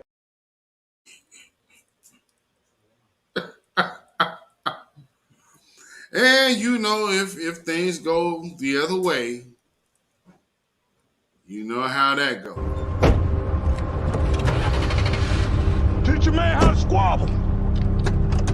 Get that trigger next time, nigga. It is reparations, justice, reparations, and more justice. If not. First was the controversial Reverend Jeremiah Wright. I say America, America's mother, America's daddy, America can eat a dick, America can lick the balls. And before we go, before we leave out with the minister, because I've been starting with the nephew, I just got to bring back the OG for a little hit of that wisdom. Hey, bro. Huh? Let me ask you a question, man.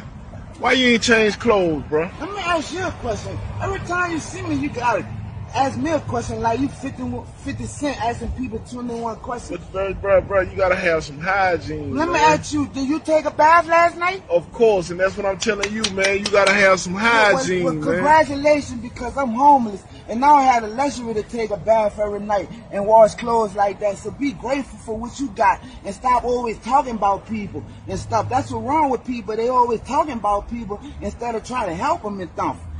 Just thank God that you able to take a bath and change your clothes every night. I might have them on the next day and the next day and the next day. That's between me and God. You worry about yourself.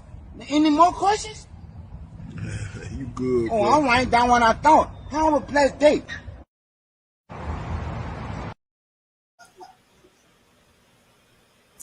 And with that being said, family, don't let these people get your energy thrown off, get your mind thrown off, and have you in the wrong headspace to where you have a homeless man with a helmet on have to beat your brain down in a matter of 30 seconds because you ain't got no home training. Babylon is falling. Babylon is falling. Let it fall and let us rise. With that being said, family, yeah, so he humble real quick. Real quick. So with that being said, family, follow me on Instagram, Twitter, beatzillapdx. Follow me on Facebook, beatzillapdx. Follow me on Patreon, beatzillapdx.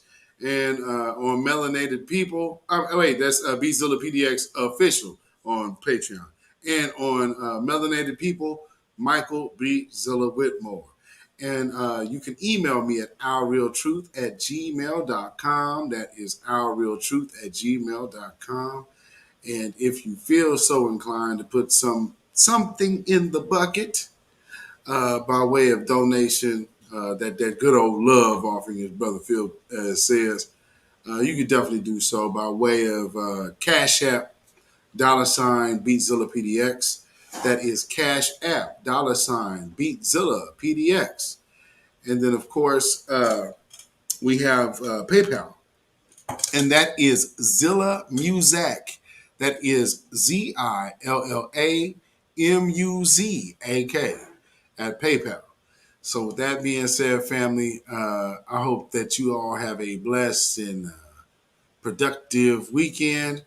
It's okay to be loving to one another. It's okay to be kind to one another. And if someone is absolutely out of order, it is okay to check them. Stay vigilant. Keep your head on a swivel.